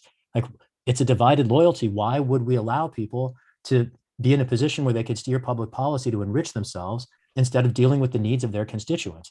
In fact, it's interesting that most members of Congress are millionaires, and I would wonder, why is that? I mean, it not only represents the subversion of democracy by capitalism, but every single one of them has their own capital interests. And Congress, you don't swear an oath of office to capital. You swear an oath of office to the Constitution, which starts with "we the people." And there is a vast distinction between those inclinations. When you were talking just now about the dynamic of people making friends and then going softer on their friends, I think what you're observing there is a tension between the short and the long-term time slice. So within a congressional session, you have to work with the people who are there. But if you're dedicated to a movement in between, you should frankly want to change the people who are there to support your movement. Your story about AOC and Cori having to fight through AOC's endorsement to join her in Congress reminds me a lot of our race. Not a single member in the squad has ever uttered my name, with the exception of Cori, who used to do events with us before she got elected. And, I'm grateful for her support then. I do think it's interesting that nobody in office feels entitled to in any way cross the incumbents, especially when, just to be very clear here, Nancy Pelosi endorsed non-incumbents. She endorsed Joe Kennedy to replace Ed Markey, who was the Senate co-sponsor of the Green New Deal. It's like she doesn't follow her own rule, but she expects everybody else to. And she not only not followed her own rule, but she did it to kick both climate justice down the stairs and to prop up a family dynasty. When she was pressed, the reason she said she voted for or endorsed Joe Kennedy is because she knew the Kennedy family. So you have the daughter and matriarch of one family dynasty trying to protect and insulate and promote another one. And the only thing, frankly, that pisses me off more than corporate rule or bipartisan authoritarianism is the idea of inherited office reducing our proud democracy to a feudal aristocracy. Because we're not just talking about families and dynasties, we're talking about wealthy, white, powerful families inheriting political offices. As an immigrant to a country that fought a revolution against the country I came from to come here, I am not down with that by a mile, and no proud American should be. It is an offense to democracy. Just the idea of political dynasties in the abstract. But then when they're wielded by powerful, wealthy people, who lord their wealth over the rest of us and contrive federal legislation to fill their own pockets and evade criminal accountability for their actions by punching down and left at Black women in Congress when they speak the truth. I think that's an issue that, we should all recognize our shared stake in. And it's a stake that frankly is being driven through the heart of every social movement and low income communities and the future, ultimately. Oh, sorry, I was muted. You mentioned insider trading with Nancy Pelosi, and while you was going off, I got the receipts. Let's watch this. I want to get your guys' reactions. Give me 1 second, because I remember Peter Dow tweeted this out a while ago, so I was able to find it. Because the amount of people who knows this, I can only imagine. Like, if you ask the average Democrat, I guarantee you they don't know this. Let me share screen so you guys can see it too. 1 second. So this is a short clip, about 2 minutes. We don't watch the whole thing, and I'm gonna get your guys' reaction, because I think it literally sells itself. Let me make sure. And former House Speaker Nancy Pelosi and her husband have participated in at least 8 IPOs. One of those came in 2008 from Visa, just as a troublesome piece of legislation that would have hurt credit card companies began making its way through the House. Undisturbed by a potential conflict of interest, the Pelosi's purchased 5,000 shares of Visa at the initial price of $44. 2 days later, it was trading at $64. The credit card legislation never made it to the floor of the House. Congresswoman Pelosi also declined our request for an interview, but agreed to call on us if we attended a news conference. Madam Leader. Hold on 1 second. I'm going to fix it for the stream. Give me 1 second, guys. Do your thing. It's good. I actually hadn't seen all this. This is great. So I'm going to restart it, because I know the screen is black. I haven't, that's just a glitch. So give me 1 second, guys. I'll fix it. I know what's going on. I just had to build it again. Yeah, I know the screen is dark, guys. I know it. I'm fixing. It's a glitch. I'm fixing it now. The frame you froze it on while you're fixing it is just really funny to me, because I'm looking at a bunch of congressional staffers, or like White House, I guess, or congressional press reporters looking askance at this 60 Minutes reporter who's about to ask her a question to put her on the spot, and they're all giving him the side eye. Yeah, I see it. So if y'all watching, I fixed it for everyone else. So I'm gonna just start with the clip over so they can see it in full. Good thing I know is that it was dark for the viewers, but I think I got it fixed. So let's start over. And former House Speaker Nancy Pelosi and her husband have participated in at least 8 IPOs. One of those came in 2008 from Visa, just as a troublesome piece of legislation that would have hurt credit card companies began making its way through the House. Undisturbed by a potential conflict of interest, the Pelosi's purchased 5,000 shares of Visa at the initial price of $44. 2 days later, it was trading at $64. The credit card legislation never made it to the floor of the House. Congresswoman Pelosi also declined our request for an interview, but agreed to call on us if we attended a news conference. Madam Leader, I wanted to ask you why you and your husband, back in March of 2008, accepted and participated in a very large IPO. And as she answered, I'm not going to stop it too much, but I want people to think, because I asked people to do this exercise because I want to dismantle the cognitive dissonance of Trump derangement syndrome. I want you guys to imagine if it were Trump being pressed like this, and if Trump responded this way. That's my thing I do whenever Democrats speak. Whether Joe Biden's been pressed, Pelosi, because my whole thing is all the oligarchs are narcissistic maniacs. So Trump is he was just part of that. So I want you guys to keep that in mind, and I'll play the rest of this clip. Deal from Visa. At a time there was major legislation affecting the credit card companies making its way through the House. And did you consider that to be a conflict of interest? I don't know what your point is of your question. Is there some point that you want to make with that? The little point he just made. I guess what I'm asking is, do you think it's all right for a speaker to accept a very preferential and favorable stock deal Well, we didn't. You participated in the IPO. Well, I have many And at the time, you were investments, but Speaker of the House. You don't think it was a conflict of interest or had the appearance of a conflict of interest? It only has the appearance if you decide that you're going to have elaborate on a false premise. But it's not true, and that's that. I don't understand what part's not true. Yes, sir. That I would act upon an investment. Yes, sir. Congresswoman Pelosi pointed out that the tough credit card legislation eventually passed, but it was 2 years later and was initiated in the Senate. I will hold my record in terms of fighting the credit card companies as a Speaker of the House or as a member of Congress up against anyone's. That's the Democratic Party rehearsed line whenever they are pushed on tough questions. It doesn't have to make sense. I'll let you guys know. Like when Kamala Harris is questioned on her background of being pro-cop, her response is, I'll put my record on criminal justice against anyone. Joe Biden asked about history. I'll put my record on civil rights. If you listen enough, this is a common tactic they use whenever they ask a tough question. But you guys know it's like, that's the same kind of reaction that Trump would have. He would just deny, attack the person who's asking the question. It's the same thing that they always do. So it's very funny that she had no substantive reply to that. I just want you guys' reaction to that. I always thought that was funny. And that pretty much highlights what you said earlier. That's Nancy Pelosi insider trading. Nancy Pelosi corruption. Well, I just want to say, like, Nancy Pelosi is one of the most unpopular politicians in America. So the only reason why she continuously wins Speaker of the House is because of the Democratic establishment, not because anybody in America really genuinely believes that she represents any of their values or anything like that.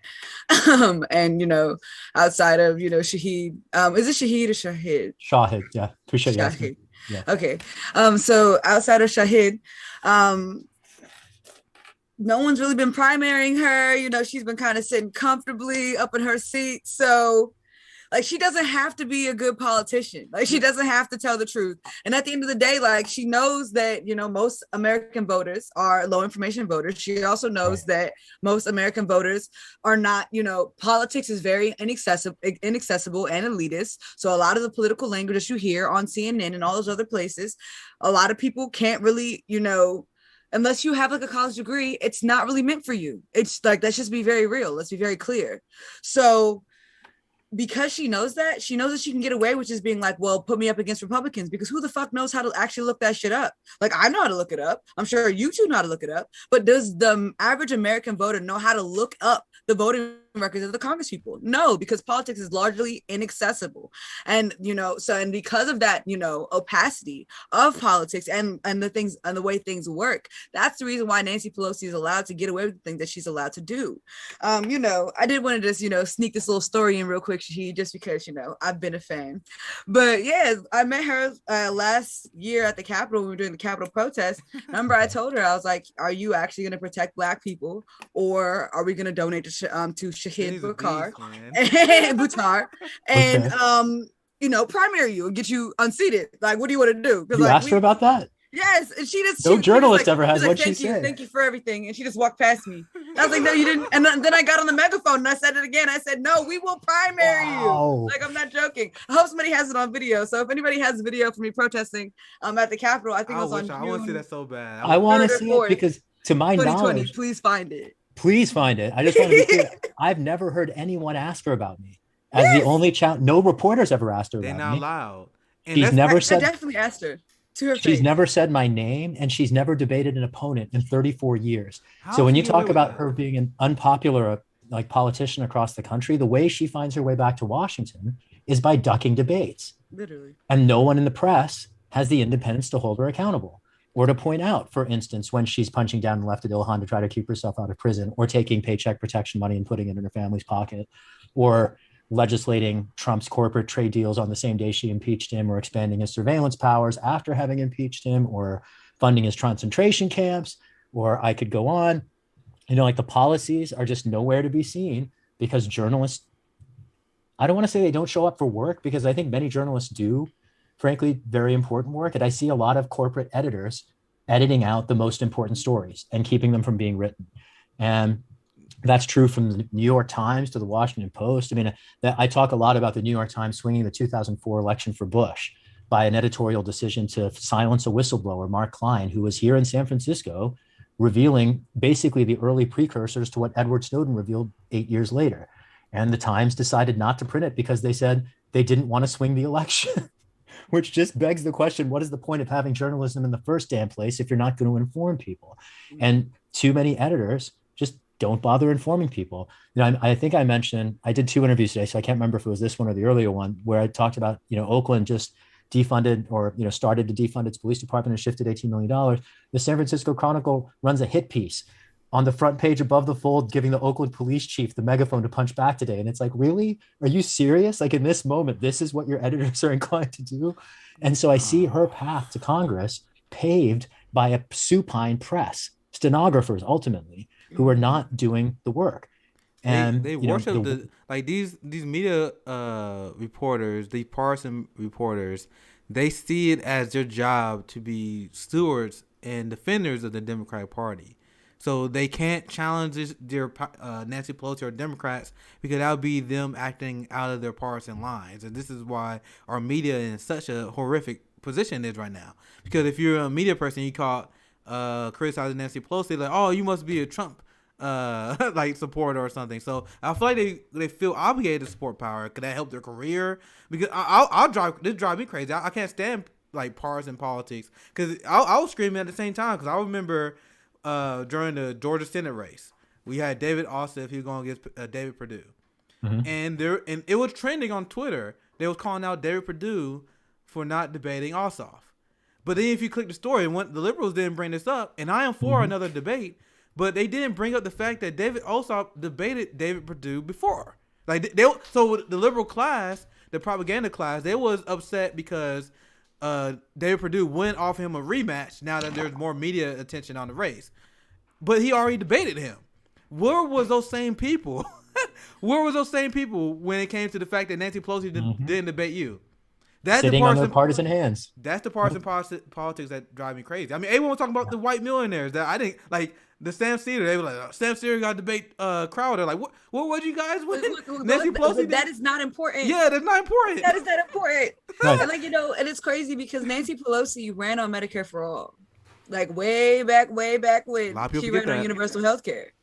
She ran on universal health care. She was AOC. She was super progressive. She was that woman that was out there, marching in the gay pride parades when it was like super uncool to do that shit. Like, so it's just like, if we can see Nancy Pelosi become one of the literally worst politicians, worst people on the planet, biggest war criminals who literally deserves to be in jail for not only insider trading, but for her very big and complicit role in the lies and the war crimes that happened in Iraq.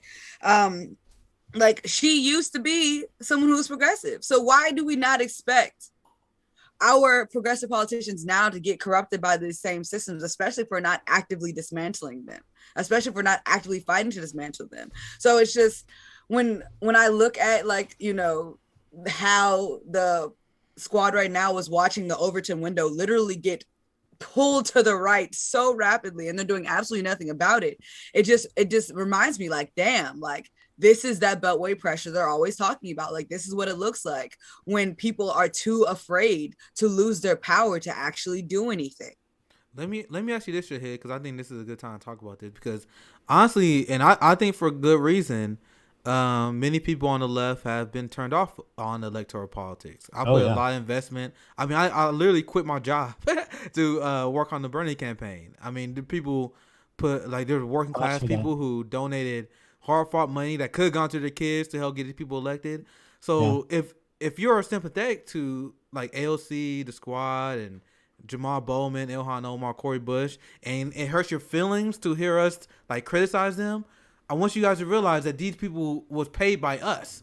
So you can't get mad at someone for being disappointed in a politician. It's upon the politician to keep people's enthusiasm up on electoral politics. And honestly, the reason why you haven't seen a ton of leftists, and luckily Nina doesn't need it because she's doing really well in that race I heard. But a lot of leftists they're not really jumping to support that race because they're we've been there down that road before. So my place is instead of tone policing those people, it's on the ruling class, it's on the politicians to get people into electoral politics. So that's why my question is to you, Shahid. because I want to ask you how do you convince someone who has been turned off electoral politics over the last few years to get excited about electoral politics, and what will be any different strategy that you have compared to other progressive politicians that would probably win them over instead of people that like, I don't want to do this, I'm done with this. Just address that. Like, what will you tell those people? They're like, all right, I'm done with this altogether. Why should people still remain in electoral politics, Shahid?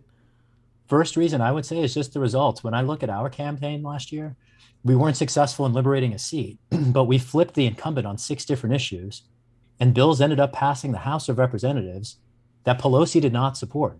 The Protecting Right to Organize Act was a generational advance in labor rights. She didn't support it, but it passed the House of Representatives because our campaign held her accountable. Same story on the Justice and Policing Act, and I have a critique of it, especially how it would expand police budgets, but the way it would, for instance, erode qualified immunity, increase data collection to better document the extent of actual profiling that's happening. Those are objectives I've been advocating for 20 years that Pelosi never accepted before. The bill that funded the Postal Service, the War Powers Amendment that stopped a war in Iran. On every one of those issues, without winning a race, our campaign managed to flip the entire House of Representatives. For a while, before I became the target of a character assassination campaign, our campaign was like a tail wagging the dog of the entire House of Representatives. So I've seen things work in the electoral dimension. The second thing I'd say to people who are disillusioned is simply to stay in it for longer. People think that because I'm a candidate, I must be an electoralist. I'm not an electoralist. I have a great disdain for electoral activism. People have been asking me to run for office for 20 years. And I said 20 years ago, the first time somebody asked me, I said, it's a racket. And I don't believe any that it's any less a racket now, but it's a racket that we can actually bend to the service of our communities. I've seen this work. And I've seen this particularly through the lens of someone who came to electoral work after having achieved victories in other spheres. So this past weekend, we celebrated the anniversary of the Obergefell decision that established marriage equality as a national right. Now, I was in court fighting for it in 2004. Nobody then thought it was going to pass. Nobody thought it was likely. Nobody thought it was reasonable. We had the same objections that people had to the defund the police movement. Oh, it's crazy. Oh, you're going to lose the 2004 election. And Democrats were nowhere to be seen. And it's a national right now because we asserted, right? I've helped make impossible things real before. And the essence of it is asserting and asserting thoughtfully in a forum where you have some leverage. And the key in the electoral arena is to approach it with leverage. Now, what we did in our race here was frankly mobilize a whole bunch of social movements, because I'm part of the climate justice movement and I'm part of the movement for healthcare and I'm part of the movement to defund police. And what was interesting to me is that by the time I got to the election and became the first Democrat in 30 years to face her, the entire movement had been distracted by these tactics out of the Jim Crow South.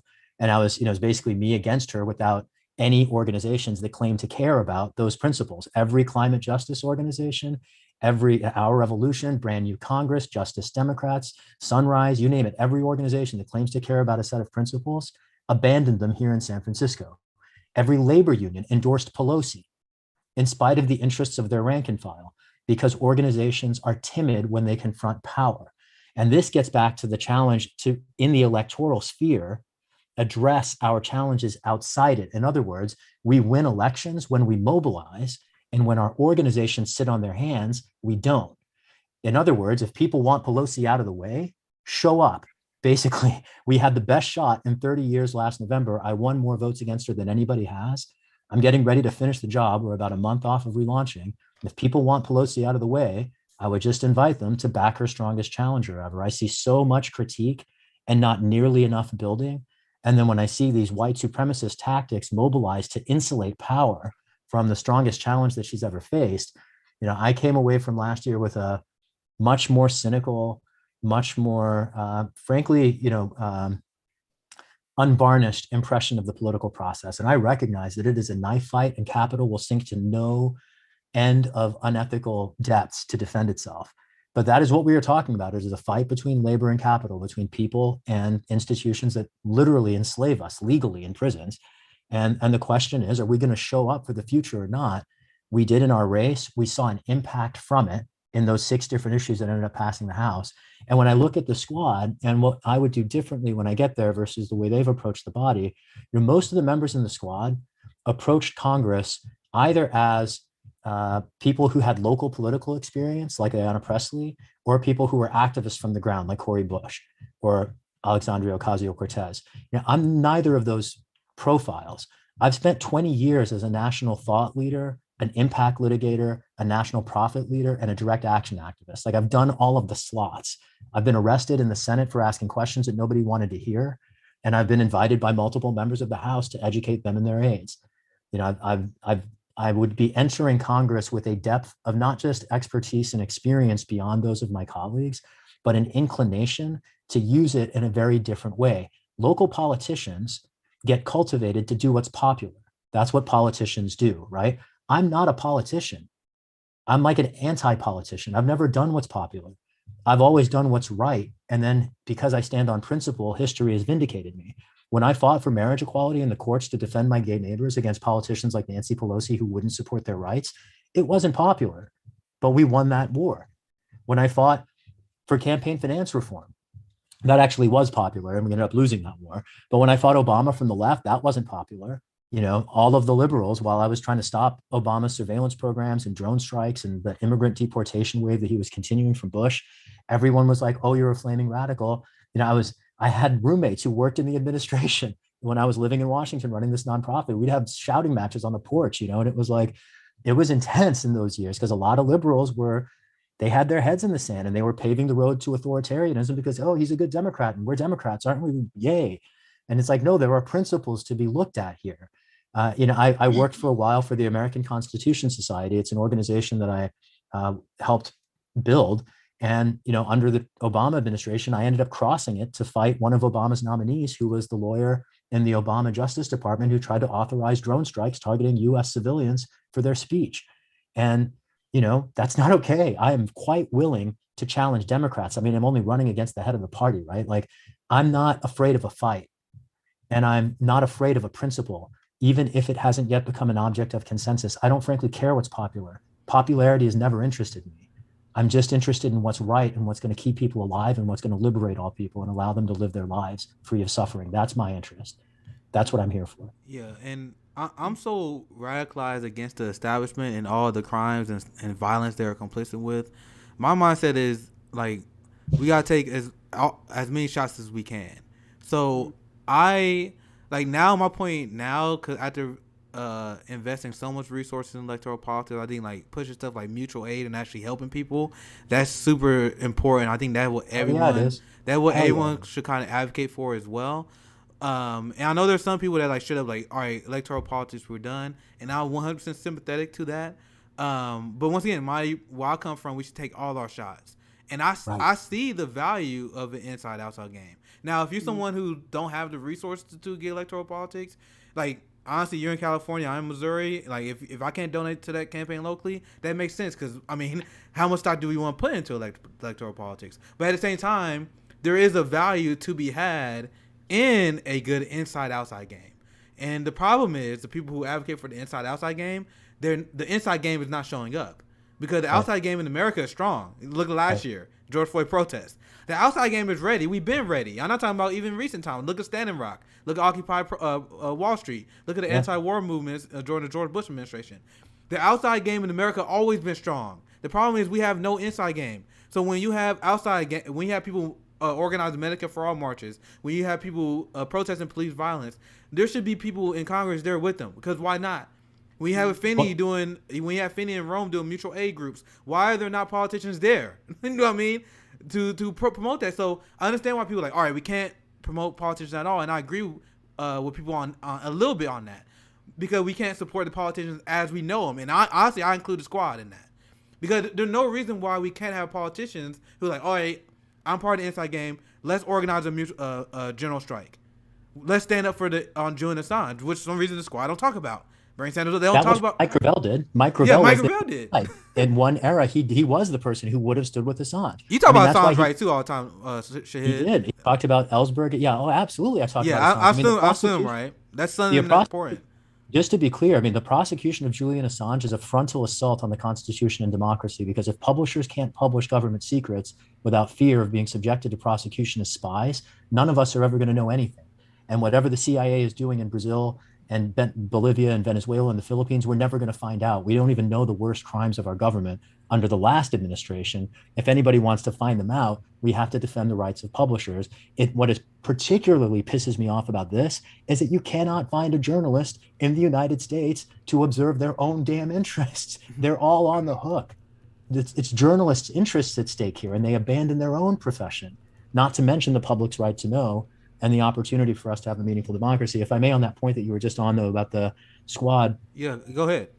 You know, when you were mentioning the social movements over the last 20 years, I was kind of gritting to myself because I was part of the anti-war movement under Bush and the immigrant rights movement under Bush and Occupy Wall Street and the Ferguson uprising. Like, I came from those movements to knock out a crux of the establishment so that we would have more inside power.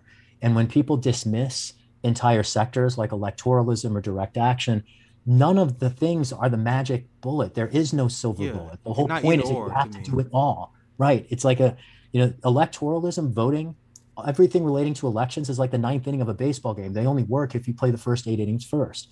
But we've already played the first 8 innings, to your point. We have a bipartisan national consensus favoring universal health care.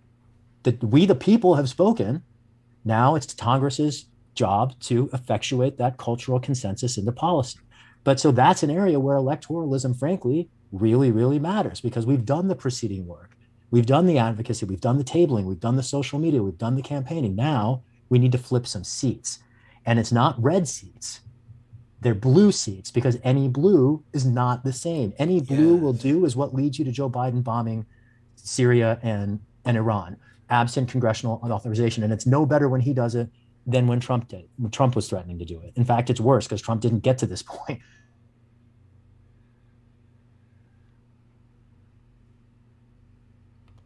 Wait till Shahid come back. Did I freeze again? Yeah, just a little bit, not too long. Okay. Killing me, man. My internet. Yeah, it's all good. I want to give Finney. You got any thoughts on this topic? Please. Yeah, I feel like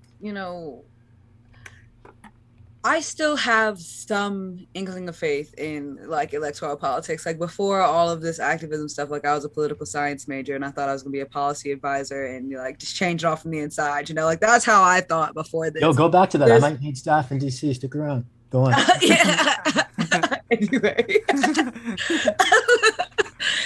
Seriously, I can't hire anybody from the party. I think about this. Like, I can't trust anyone. There we go. They're all centrist. I'm looking for you. but like, how do we start to get serious about building collective power and then keeping our promises while in the halls of Congress? Like, my thing is just like, there should never be a moment that you waver on your principles. Especially when your principles are rooted in humanity, especially when your principles are rooted in compassion and rooted in the liberation of other people. Like Medicare for All is a liberatory politic. Canceling student loan debt is a liberatory politic. Like these are liberatory politics that not only help Black people, but they also help, other marginalized groups and working class people of all, race or whatever. So when we talk about building collective power, it's very hard to build collective power when y'all don't actually hold up your end of the bargain and don't actually fight back the way you're supposed to. It's like honestly ridiculous to me that I'm out here actively feeding people, out here trying to figure out different ways and different strategies to make these policies politically popular, but we have politicians who ran on these things, who live here, who are not also advocating for these same things. Like we all know that this national change is going to come from local pressure. Like we have to change we have to have our leaders care about these local things just as much as they care about, ma'am, please. I'm sorry, my kitten is going crazy. I like that you call her ma'am.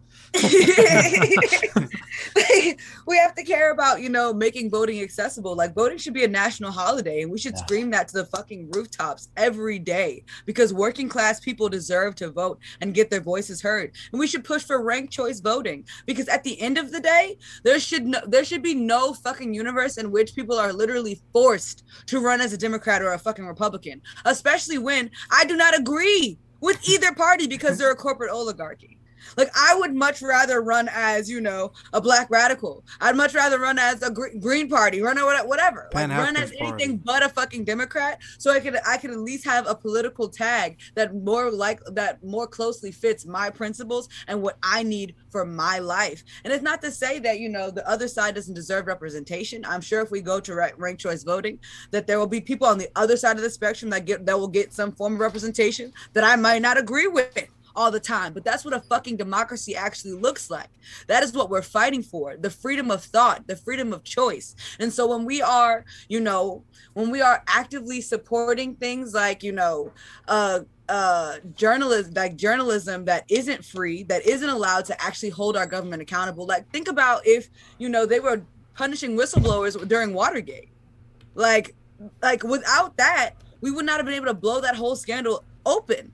And so we need to know what our fucking tax dollars are funding. Like, if my tax dollars are funding domestic terrorism and fucking oppression domestically and across the globe, then I deserve to know that. The American people deserve to know that. And it's just very disappointing, because I feel like a lot of these politicians get to these spaces where they can have these brave conversations, where we can have these conversations about where we actually are as a country, being a white supremacist, imperialistic, settler colonial ass fucking country that doesn't actually care about marginalized people. Like, we need to admit that out loud so we can grow and transform and actually start to govern from a place of compassion. Because the more we shield these things, the more we pretend like they're not happening, that's when we end up in this fucking microcosm of endless, like, you know, infighting that goes nowhere. No matter, like Nancy Pelosi said, put her record up against anybody's, she's not going to look that different.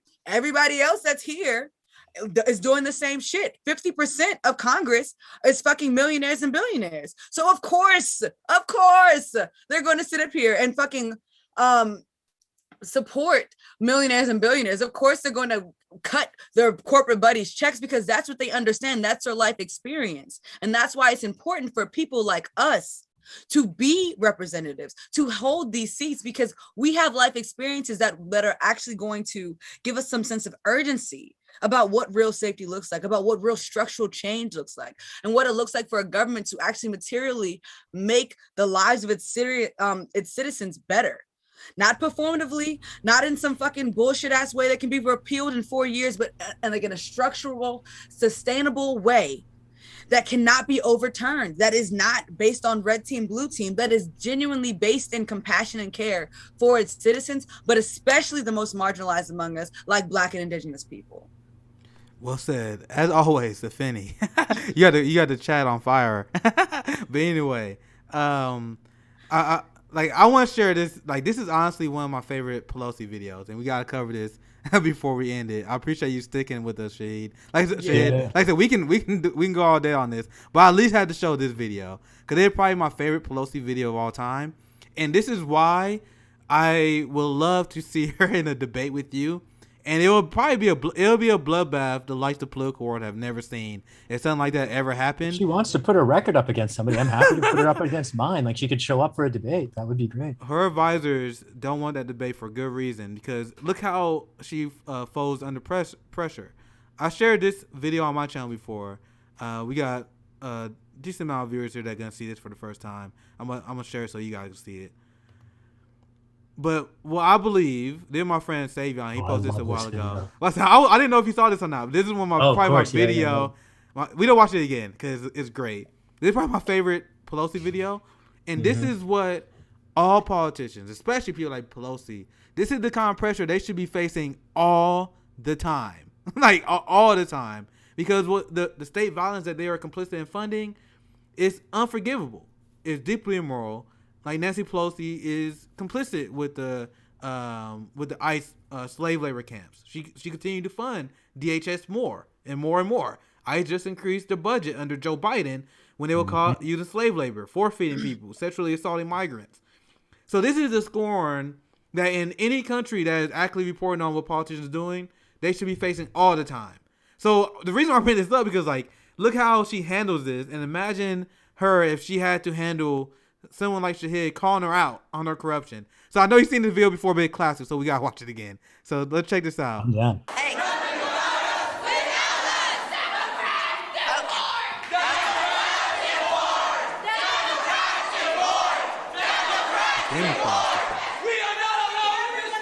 I love that guy, by the way. Okay, you've asked some questions. Okay. I totally agree with you. But as we fight the fight for the Dreamers, which is our... Do you want to listen or do you just want to shout? Yeah, I got it.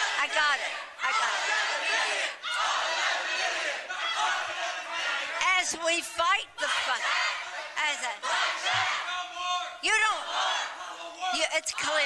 it's clear you don't want any answers. Just stop it now. They don't hear your bullshit. Just stop it now. Let's stop it now. Stop it. Like, she's literally shaking. Like, she literally can't handle this kind of public pressure. Once again, all politicians be facing this pressure all the time.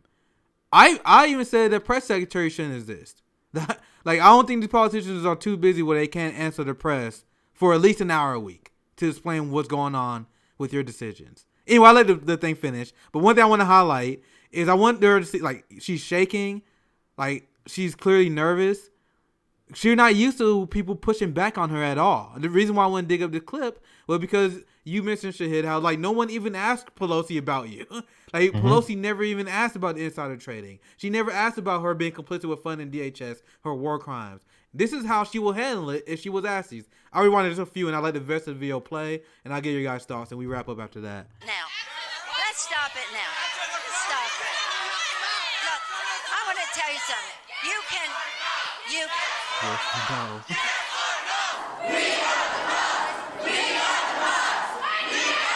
Why do we do this? Since you don't want to listen, we'll have to just go. Since you guys won't buy into the bullshit that I'm feeding you, I'm going to rage quit. That's essentially what she was saying there. And she tried to feed them bullshit. They corrected her multiple times. And she was like, okay, since you won't listen to the bullshit I'm spewing, you guys are not allowed to voice your concerns at the politician that you pay. I just want to get your guys' general take on that video. I got a lot to say because I think it speaks volumes. It's probably one of my favorite videos. Shahid, what's your thoughts when you saw that? That's the attitude of a wealthy matriarch of a political dynasty who doesn't like being questioned.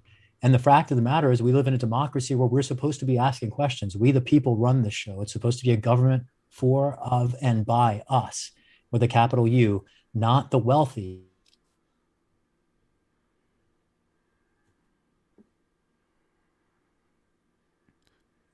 Complicity, the bipartisan complicity of the erosion of our, damn it. Yeah, you cut out just a little bit. Just repeat what you just said, just for the last few seconds. It's cool. Thank you. The bipartisan complicity in the erosion of our rights, in Wall Street taking over and fleecing America, whether it was the 2008 recession and the bailouts that we, the people, never got, or whether in every successive era, we find billionaires just making more and more money and people like Nancy Pelosi getting more and more wealthy while the rest of America is left behind. Now, there is a lot, not just here in San Francisco, but around the country. There are a lot of people who are struggling with housing insecurity in the middle of a pandemic, people who are trying to sleep at night because, their elders or their loved ones, their kids might be sick and they can't get the care they need or the medicine they need.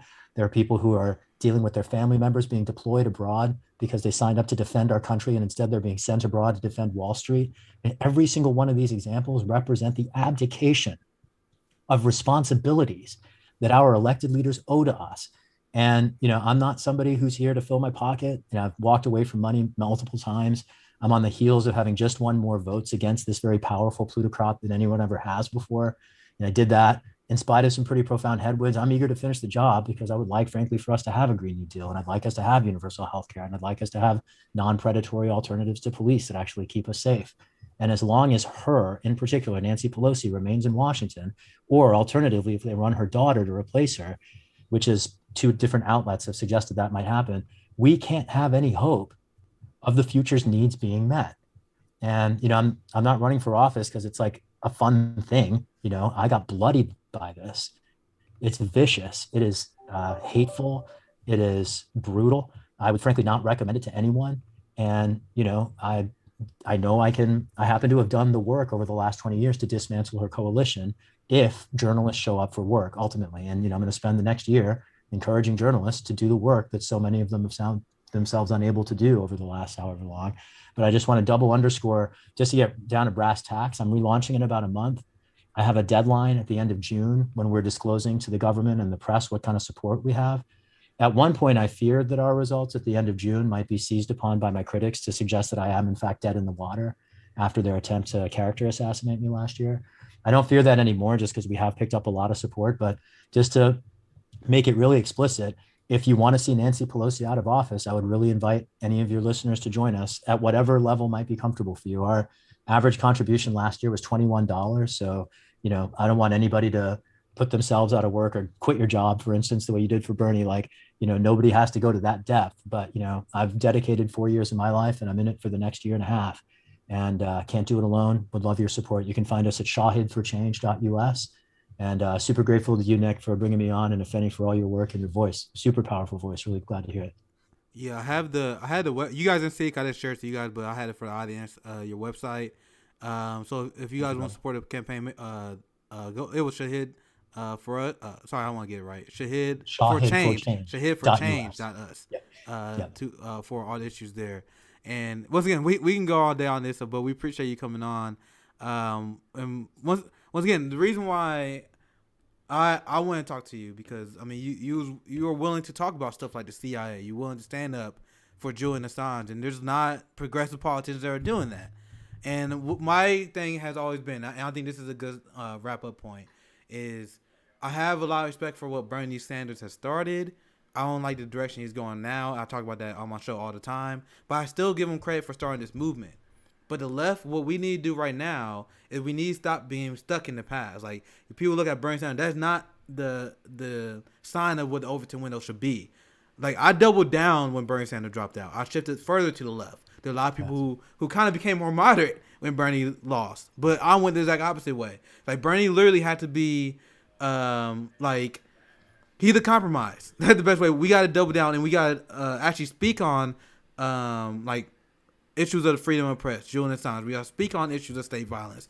Bernie was one of the people that was hesitant to say he was supportive of defunding police. We can't have none of that. We can't have a squad of progressives that are complicit with funding the police more. We need a left that is willing to shift and focus more on foreign policy, more on actual human rights that are being stolen from us, the freedom of press being one of them, the Fourth Amendment crackdowns that we see all the time. We didn't even... Like, we can talk about all that. We didn't even get into that issue. I wanted to talk about it, but maybe next time. But it's like, there are a lot of issues that the left haven't focused on that we need to focus on moving forward. And that's why I hope I see it from you. That's why I see for the most part that we brought you on. I'm looking forward to seeing that more in the future. Anything else that you want to plug and promote, Afeni, before we sign off? Well, like I said... or any last word, anything you want to send off the audience with? I mean, I just want to say, like, when I watched that video of Nancy Pelosi, I just see, like, privilege, like, so much privilege. Yeah. So if you see that and you're kind of disgusted and you're a white leftist, just know that that's how a lot of black leftists are looking at you.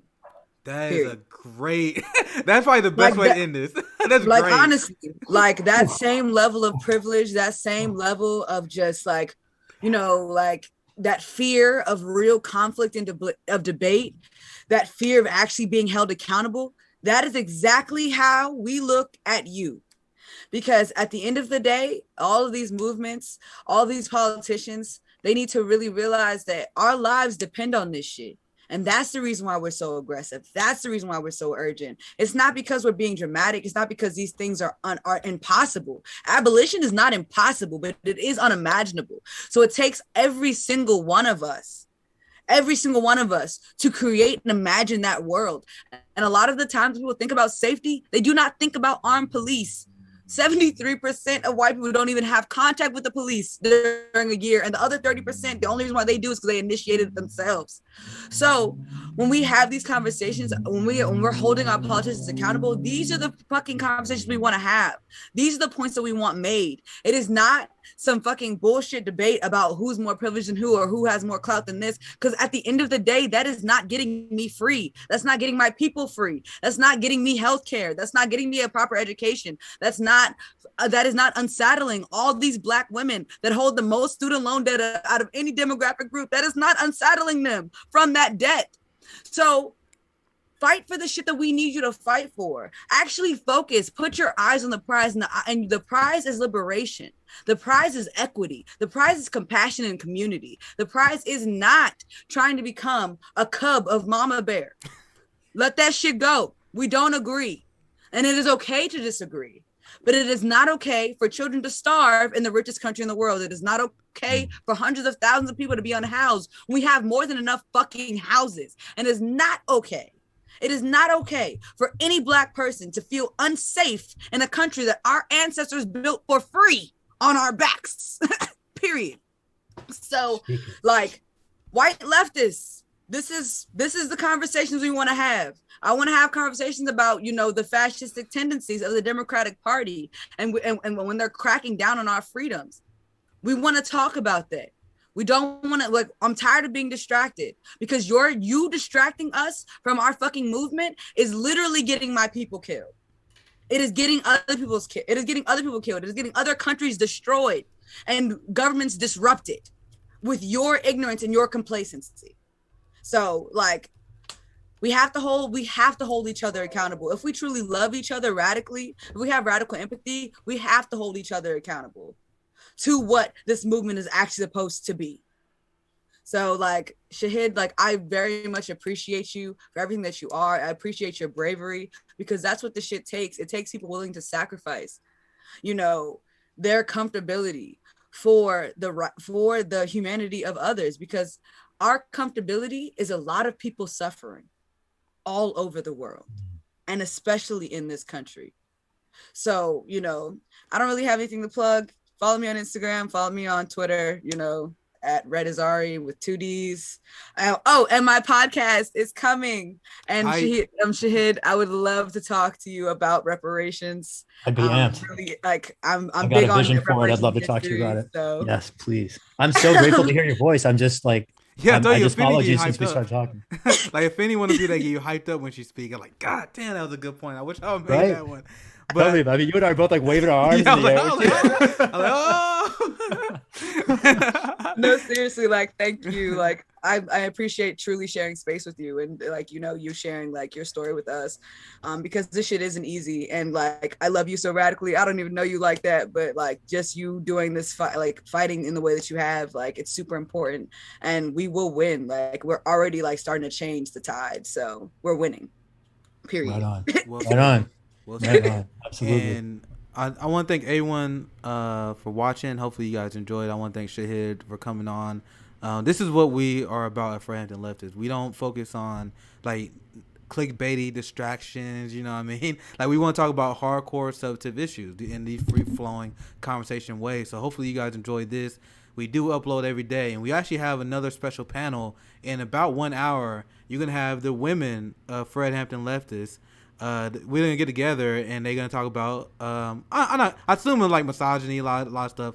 They said, I'm pulling up for Savvy, discussing intersectionality, Black women on the left. You're gonna have Jackie, you're gonna have Sabrina Sabs, Courtney Banks is gonna be on there as well. I'm trying to get the other one.